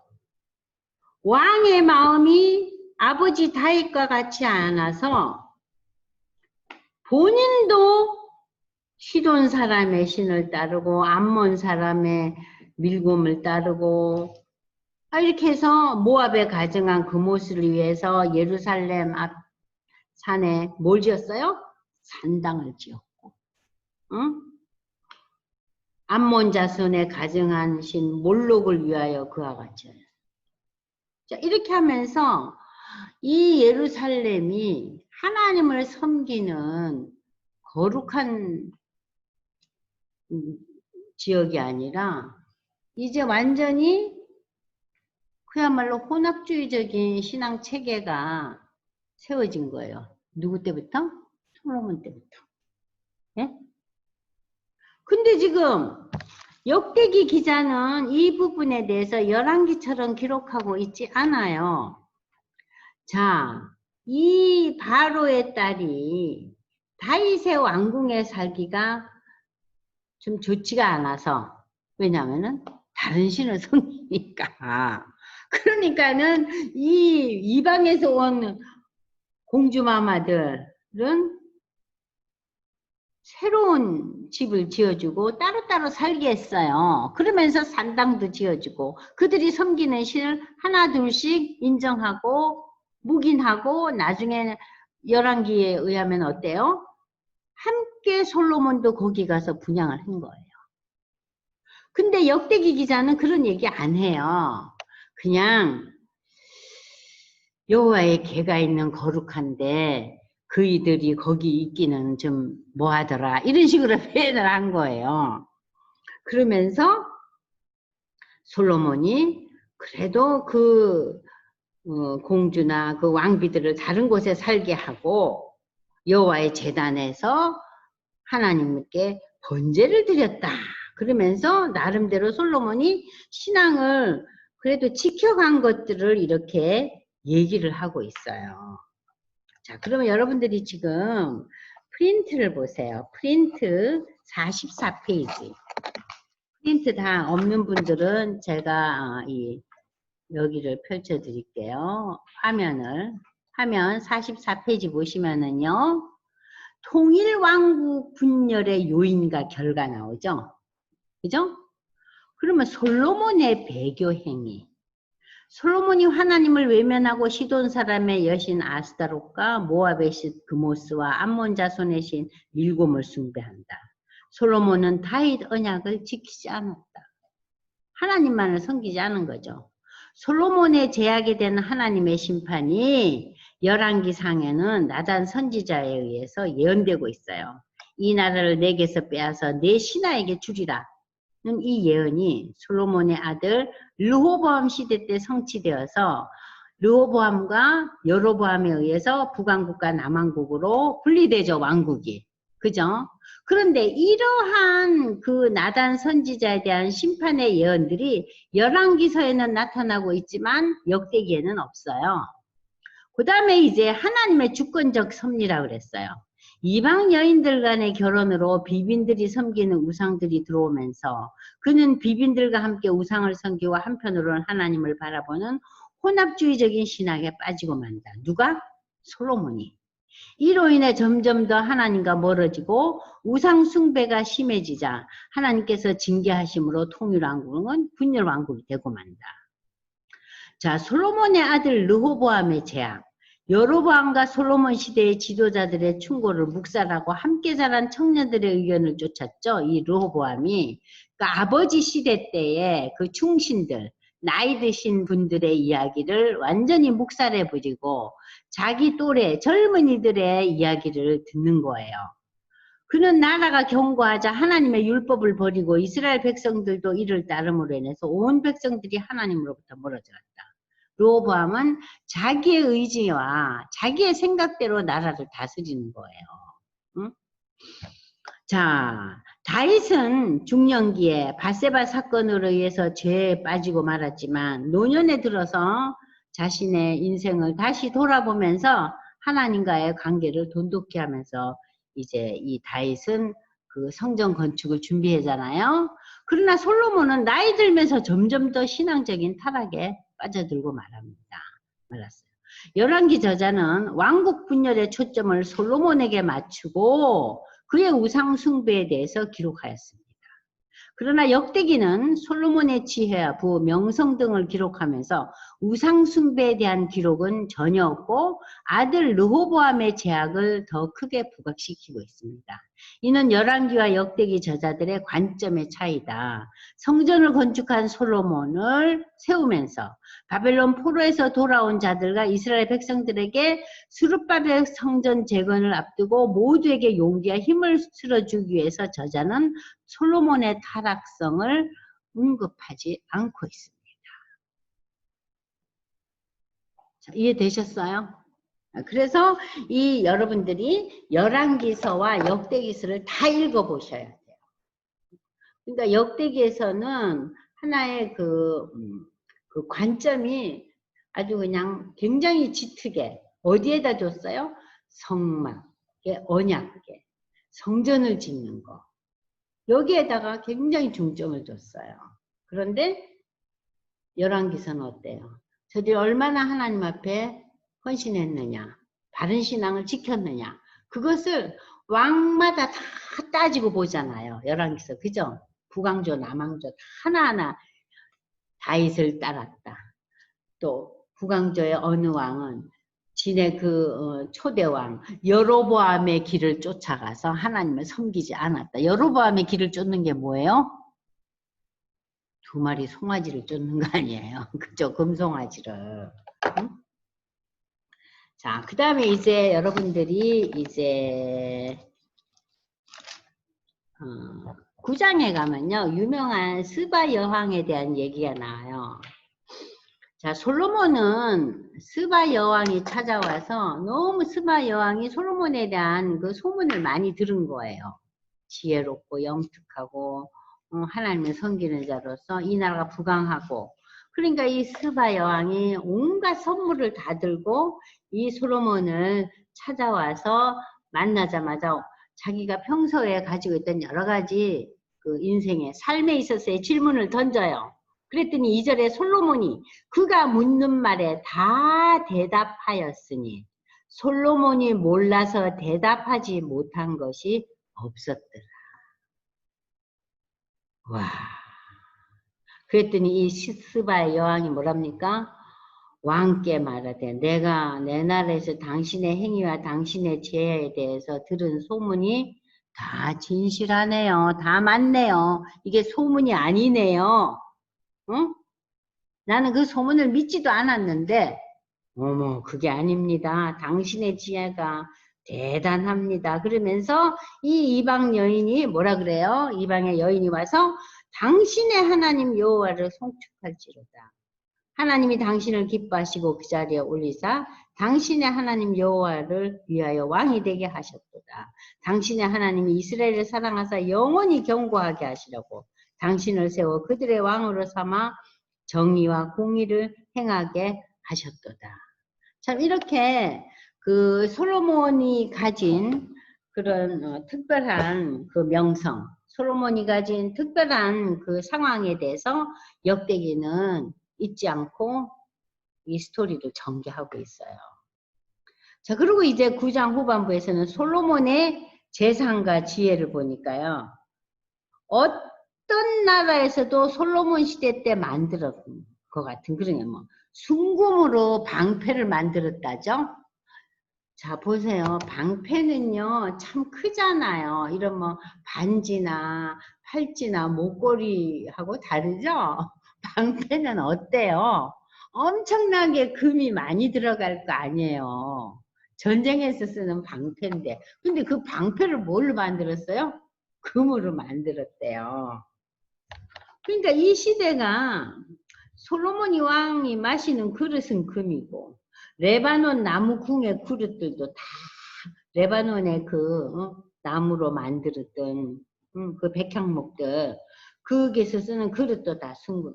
솔로몬 시대의 은을 기여기지 않았다. 이 솔로몬의 왕의 재산과 지혜가 천하의 모든 왕들보다 큰지라. 천하의 열왕이 하나님께서 솔로몬의 마음에 주신 지혜를 들으며 그의 얼굴을 보기 원해가지고 온갖 사람들이 다 찾아와요. 뭘 들고? 예물을 들고. 응? 자, 그러면서 이제 솔로몬의 시종 행적에 대해서 부정적인 얘기는 전혀 없이 그냥 이 역대기에서는 르호보암 시대로 넘어갑니다. 그래서 이제 드디어 10장에 이제 르호보암 얘기가 나오죠. 여러분들 보시면. 그죠? 그죠? 르호보암 얘기가 나옵니다. 자, 이 르호보암은 솔로몬 시대의 구정치 지도자들의 대응을 강경하게 반대하고 그들의 충고를 이런지야 거절해버려요. 그래서 이 르호보암이 어떤 왕이었던가, 르호보암의 제약에 대해서 이제 이 11장에 쭉 나타납니다. 그래서 함께 자라난 젊은 신하들의 얘기를 듣고서는 내 새끼 손가락이 내 아버지의 허리보다 굵다 그랬어요. 아니, 르호보암이요, 아버지 솔로몬과 비교가 됩니까? 예? 그런데 이 아들이 뭐라고? 내 새끼 손가락이 아버지의 허리보다 굵다니. 차이가 대단하다는 거예요.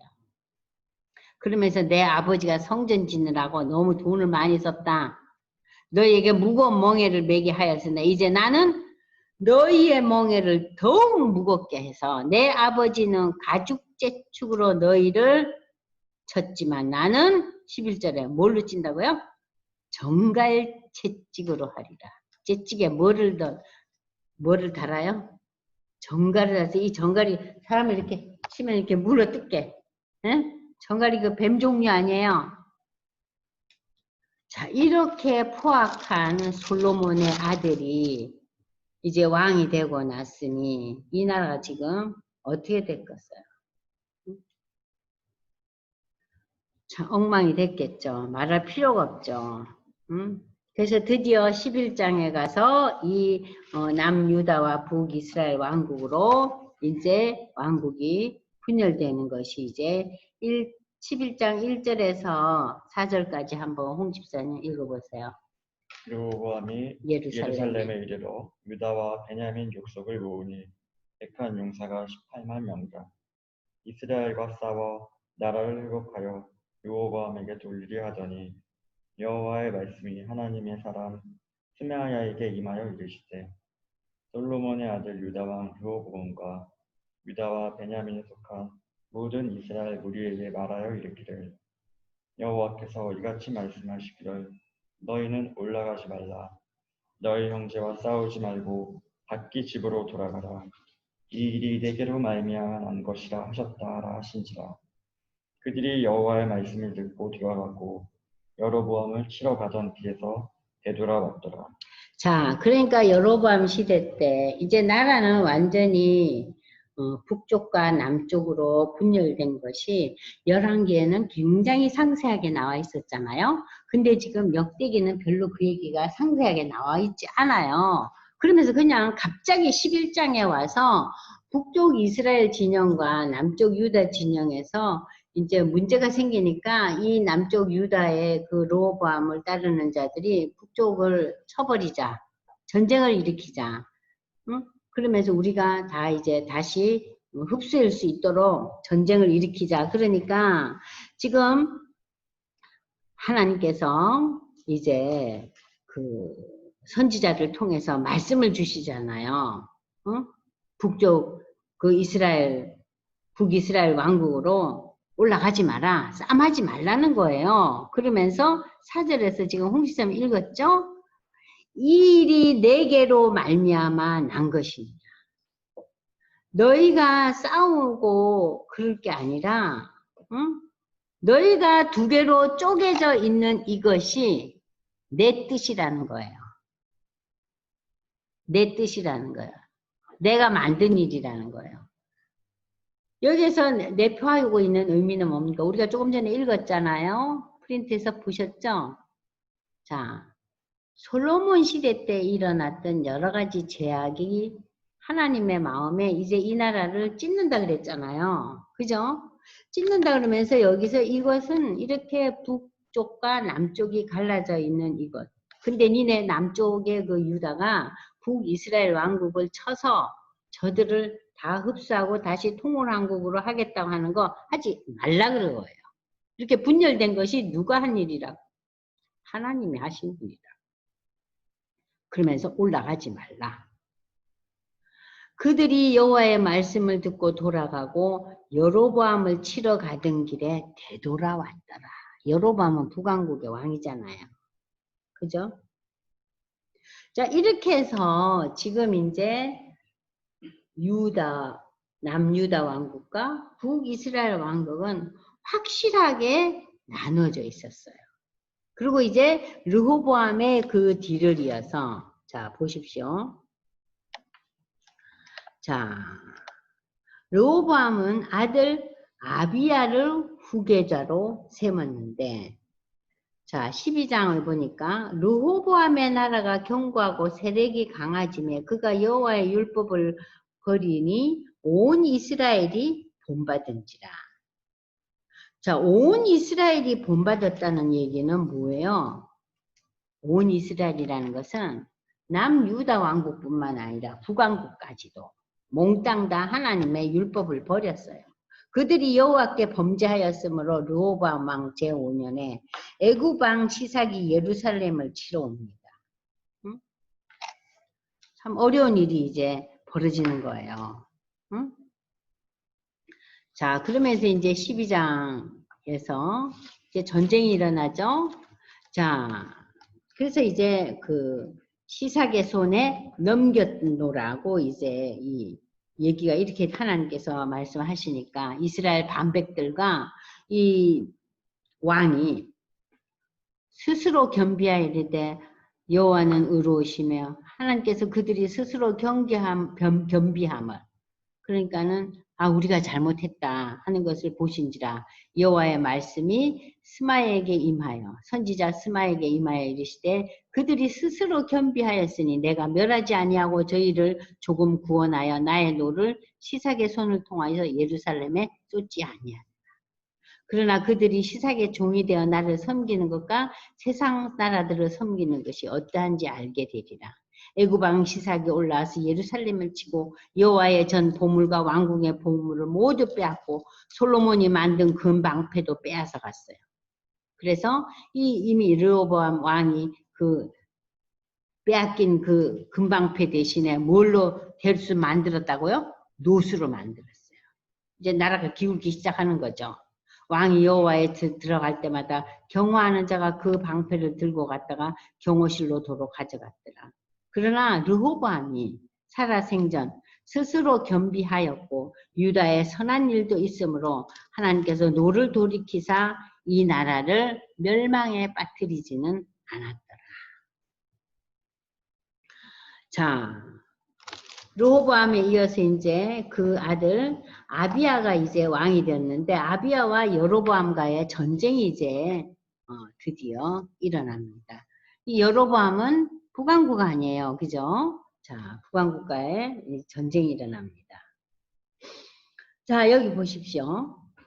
13장 여러 이제 지금 그 집사님께서 그 13장 4절부터 18절까지 한번 읽어보세요. 지금 르호보암의 아들 아비야 시대 때 북왕국 여로보암과의 전쟁과 여러 가지 얘기들이 지금 이제 펼쳐지는 얘기입니다. 4절에서부터 18절까지.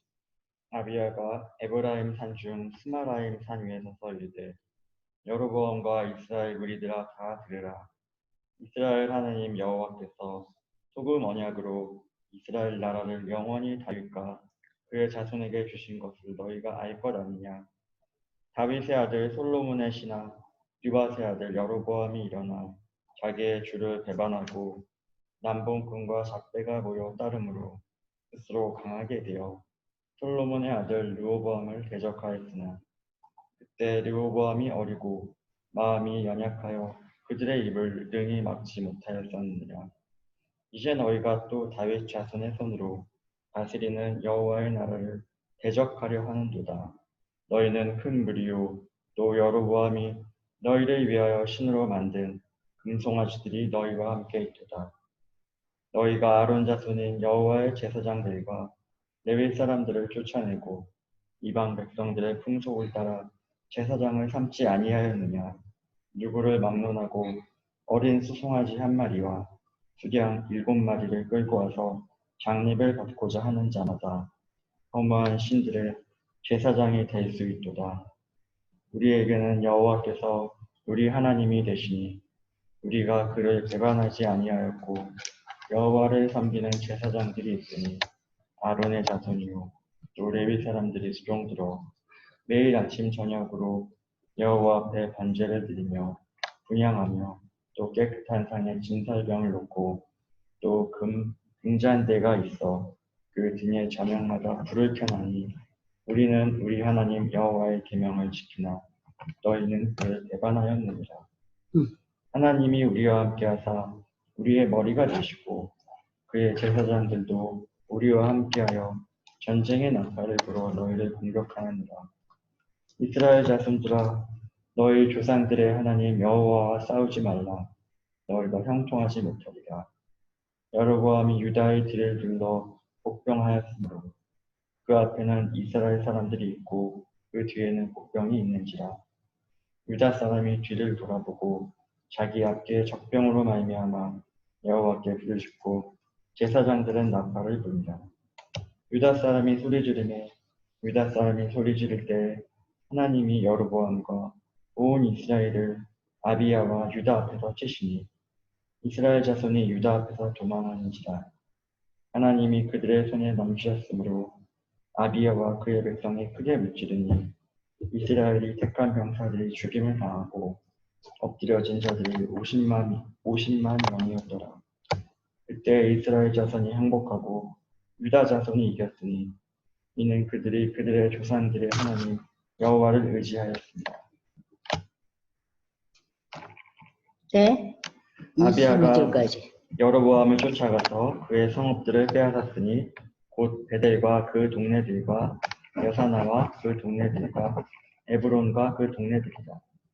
아비야 때 여로보암이 다시 강성하지 못하고 여호와의 치심을 입어 죽었고 아비야는 점점 강성하며 아내 14을 거느려 아들 22과 딸 16을 낳았더라. 아비야의 남은 사적과 그의 행위와 그의 말은 선지자 이도의 주석책에 기록되니라. 네, 지금 이제 르호보암의 아들 아비야 시대 때 있었던 얘기가 이제 여기 등장하고 있습니다. 그러면은 여기서 지금 우리가 5절에서 소금 언약이라는 얘기가 나오죠. 이스라엘의 하나님 여호와께서 소금 언약으로 이스라엘 나라를 영원히 다윗과 그의 자손에게 주신 것을 너희가 알지 않느냐. 자, 그러면 여러분들이 지금 우리 그 프린트 있잖아요. 45페이지를 보세요. 45쪽 보시면 소금 언약에 대해서 나옵니다. 자, 왜 이 언약을 또 소금 언약은 처음에 민수기의 이 소금 언약이 18장 19절에 나타납니다. 당시 고대 근동 지방에서는 소금이 아주 귀했다 그래요. 그런데 이 소금의 특징은 뭡니까? 부패하지 않죠. 그래서 소금의 속성을 담아 계약을 체결할 때 이 소금을 중요한 증표로 이 고대 근동 지방의 사람들은 이 소금을 사용했다고 합니다. 또 소금은 음식을 오랫동안 보관하는 특성이 있는데 이러한 소금에 비유해서 하나님께서 다윗 왕가에게 주신 언약이 소금 언약으로 표현했다. 이건 뭡니까? 영원히 변치 않는 언약이다. 그러니까 하나님이 주신 언약은 변함이 없다는 언약이에요. 그래서 이 이스라엘 하나님께서 너희와 맺은 언약은 소금 언약이다. 변함없는 언약이라는 거예요. 그 변함없는 언약이라는 것이 뭡니까? 너희가 나를 따르면은 내가 너희의 하나님이 되고 너희의 아버지가 되고 너희는 내 아들이 되지만, 그러나 너희가 내가 얘기한 것들, 내가 제시한 것들, 내가 가르친 것을 따르지 않고 내 지식과 내 생각대로 또 다른 신들을 섬긴다면은 너희를 다 치실 것이다. 그것이 구약의 그 언약의 기본 맥락이잖아요. 그죠? 그래서 이러한 그 언약을 가리켜서 지금 소금 언약이라는 타이틀을 여기 지금 나오고 있어요. 소금 언약이다. 그러니까 여러분들이 소금 언약이라는 것은 영원히 변하지 않는다는 의미를 갖고 있는 거예요. 그래서 이 언약의 이제 기점으로 해서 지금 아비와 르호보암의 아들 아비야와, 그러니까 남유다 왕국과 북쪽 여로보암 북왕국의 전쟁이 벌어진 거예요. 그럼 보십시오. 자, 여로보암은 누구를 섬겼어요? 금송아지 만든 그 초대 북왕국의 왕이었잖아요. 그러니까 당연히 하나님께서 이 유다 왕국 사람들이 이제 하나님이 우리와 함께 하셔서 우리의 머리가 되시고 그의 제사장들도 우리와 함께 하니까 전쟁의 나팔을 불어 너희를 공격하느니라. 이스라엘 자손들아, 너희 조상들의 하나님 여호와와 싸우지 말라. 너희가 형통하지 못하라. 이스라엘 자손들아, 여기서 이스라엘 자손은 누굴 가리킵니까? 북왕국 이스라엘 왕국을 말하는 거예요. 응? 하나님께 덤비지 말라는 소리야. 하나님께 순종하라는 얘기가 여기 나와요. 결국 이 전쟁에서 아비야가 이기죠. 그래서 이 아비야가 왕인 시절에 여로보암은 더 이상 크지 못하고 강성하지 못하고 하나님의 치심으로 죽었다. 여기 나오잖아요. 20절. 보통 사람들은 뭐 병이 나서 죽었다더라, 그냥 그 왕이 죽고 그 아들 누가 되었다 이렇게 표현하고 있잖아요. 왕들이 이제 새로운 왕으로 이제 표현할 때. 근데 여기서 분명히 성경 기자는 뭐라고 표현하고 있어요? 여로보암은 하나님의 치심을 받아 죽었다. 하나님의 심판으로 죽었다는 거예요. 죽었고, 그러나 남유다 왕국 아비야는 점점 강성하여 아내를 14을 거두리고 많은 아들과 딸을 낳았더라. 이러면서 이제 13장이 끝나는 거예요. 그러니까 이 13장에서는 유다 왕국, 남유다 왕국과 북이스라엘 왕국을 대조시키는 내용이에요. 아시겠죠? 13장의 포인트는 뭡니까? 두 왕국. 분열된 두 왕국을 지금 대조시키고 있는 장면이 지금 13장에 나타나고 있어요. 그러면 14장에서는 자, 그리고 이제 아비야가 죽고 난 뒤에 남유다 왕국은 누가 왕이 됩니까? 아사가 왕이 돼요.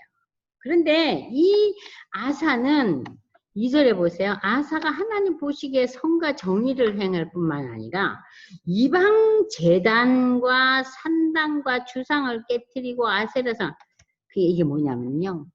솔로몬 시대 때 이런 것들이 만들어졌잖아요. 그 공주마마들, 이방에서 온 공주마마들 때문에 생긴 것들을 다 찍고, 유다 사람들에게 이 아사는 조상들의 하나님을 찾게 하고 하나님의 율법과 명령을 행하게 해서 또 유다 모든 성읍에서 산당과 태양상을 없애고 나라가 그 앞에서 평안함을 누리니라.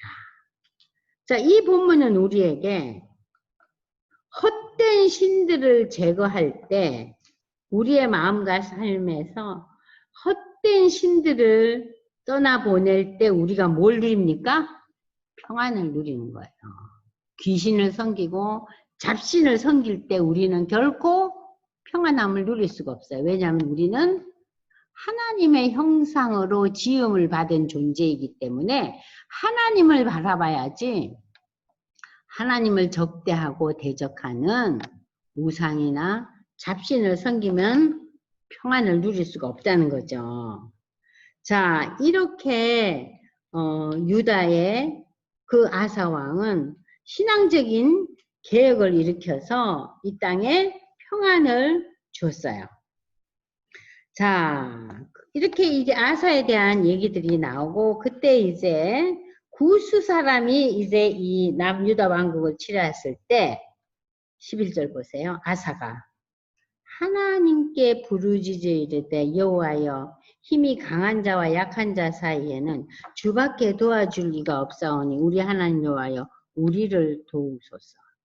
하나님께서 구스 사람을 치시고 구스 사람은 결국 도망치고 맙니다. 그러니까 여기서도 지금 하나님의 다스림 가운데서 남유다 왕국의 아사가 전쟁에서 승리하는 것을 우리가 볼 수 있습니다. 15장에 와서는 하나님의 영이 오뎃의 아들 아살에게 임했다. 하나님의 성령이 아살에게 임해서 무슨 얘기를 하고 있습니까? 자, 여호와와 함께하면 여호와께서 너희와 함께 하실지다. 그러나 버리면 하나님도 너희를 버리시리라. 똑같은 내용이 거듭거듭 반복되고 있죠. 이스라엘은 참 신도 없고 가르치는 제사장도 없고 율법도 없은 지가 오래되었으나 그들이 환난 때 이스라엘 하나님 여호와께 돌아가서 찾음에 그가 그들과 만나게 되셨나니. 여기서 이스라엘은 누구를 가리켜야 해요? 북왕국을 가리키는 거예요. 지금 북왕국이 완전히 우상을 섬기고 잡신에 빠져 있었잖아요. 그러나 그들이 돌아와서 하나님을 찾으면 하나님께서 만나시겠다는 거예요. 자, 이 나라와 저 나라가 서로 치고 이 성읍이 여러 가지 막 어려움이 몰려온다는 거예요. 그런즉 너희는 강하게 하라. 너희의 손이 약하지 않게 하라. 너희 행위에는 상급이 있어. 이건 뭐 여기서 너희라는 것은 남유다를 가리키죠. 그죠? 남유다 왕국에 지금 아사 왕이 어떤 일을 하고 있어요? 산당을 다 제거하고 신앙적인 개혁을 일으키고 있잖아요. 그래서 그 땅에 평안이 임했다 그랬잖아요. 그죠? 자, 그러나 북왕국은 그렇지 않다는 거예요. 자, 그래서 저들은 하나님 여호와 찾기로 언약하고 이 하나님을 더욱더 섬기겠다고 이렇게 했더니 15절에 와서 사방에 평안을 주셨다. 자, 그래서 이 16절에서부터 19절까지 이제 홍지수님 읽어보세요. 아사 왕의 어머니 마아가가 아사의 가증한 목상을 만들었으므로 아사가 그의 태우의 자리를 폐하고 그의 우상을 찢고 빻아 기드론 시냇가에서 불살랐으니 산당은 이스라엘 중에서 제하지 아니하였으나 아사의 마음이 일평생 온전하였더라. 그가 또 그의 아버지가 구별한 물건과 자기가 구별한 물건 곧 은과 금과 그릇들을 하나님의 전에 드렸더니 이때부터 아사왕 제35년까지 다시는 전쟁이 없습니다. 네. 자, 지금 15장을 마무리하면서 자, 아사왕에 대해서 성경 기자는 지금 무슨 얘기를 하고 있어요? 아사왕의 어머니가 그 신앙의 개혁을 일으키면서 산당을 다 없애고 정리를 했는데 어머니는 어때요? 아세라 목상을 만들고 이렇게 아세라 목상을 섬기니까 어머니의 태우의 자리를 폐하고 그 어머니가 만든 우상을 찍고 빻아서 기드온 신학교에 불살라 버렸다 그랬어요. 어머니마저도 우상을 섬기니까 그 태후의 자리까지도 폐해버리는 이 아들의 신앙적인 그 강경함을 여기서 지금 얘기하고 있잖아요. 자, 그랬더니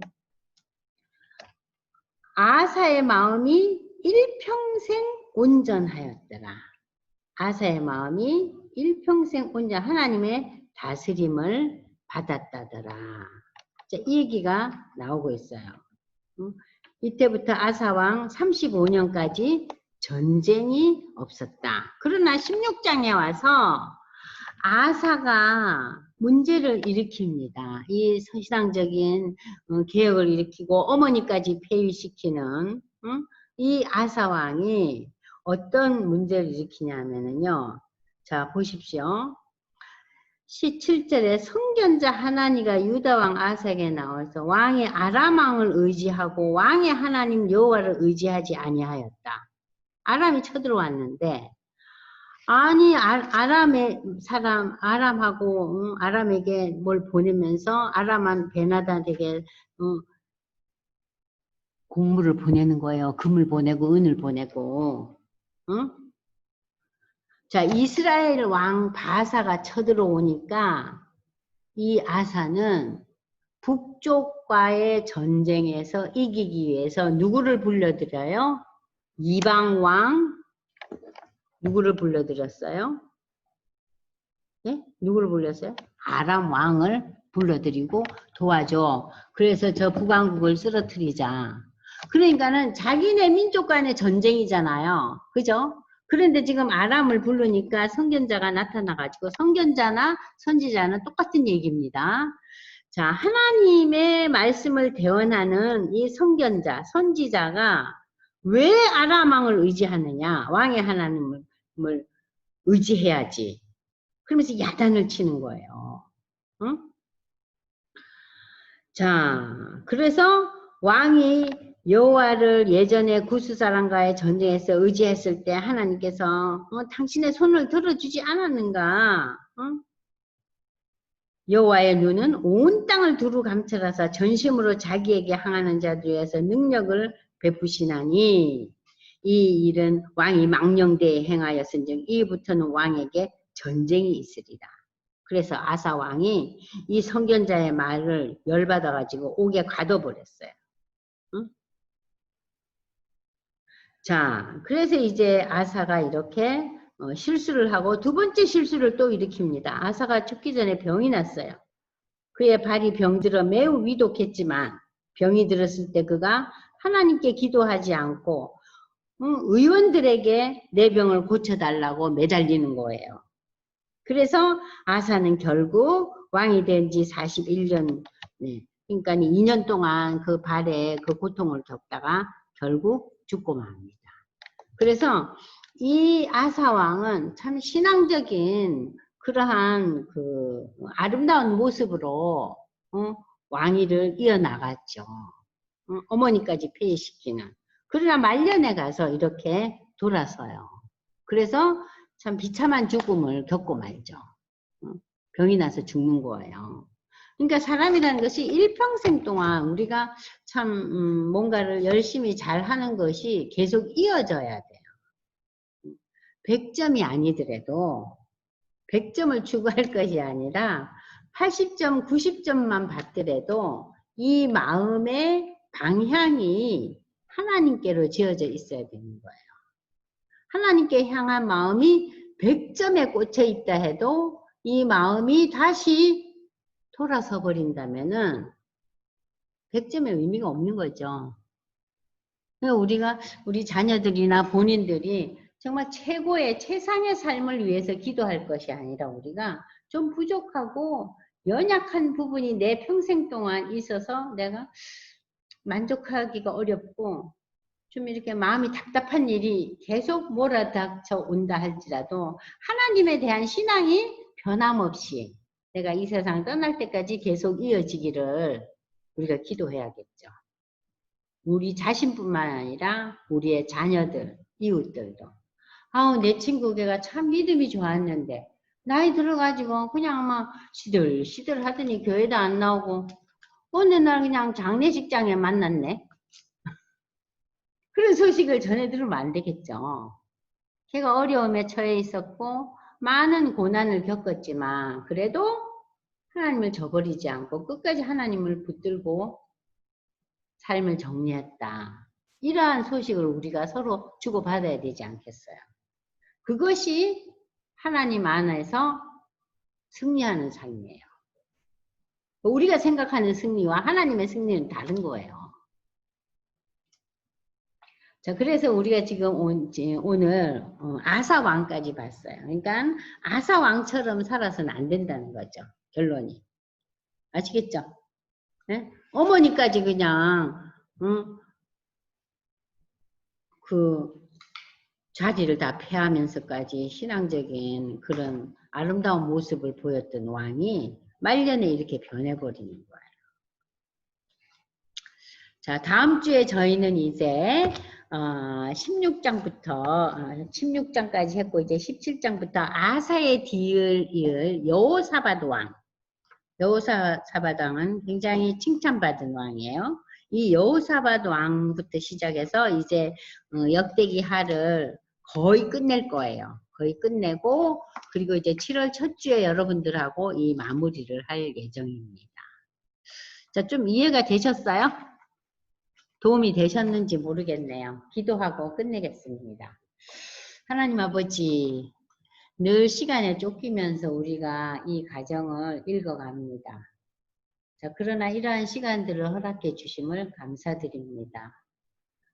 온전히 다 이해하지 못하고 온전히 다 하나님의 말씀을 따르지 못할지언정 우리의 삶이 평생 동안 하나님 바라보는 삶이 될 수 있도록 그래서 우리가 아사왕처럼 우리의 삶의 마지막을 살지 않도록 우리를 축복하시고 인도하여 주시옵소서. 오늘도 하나님의 놀라운 은혜에 감사드리며 예수님의 이름으로 기도드리옵나이다. 아멘.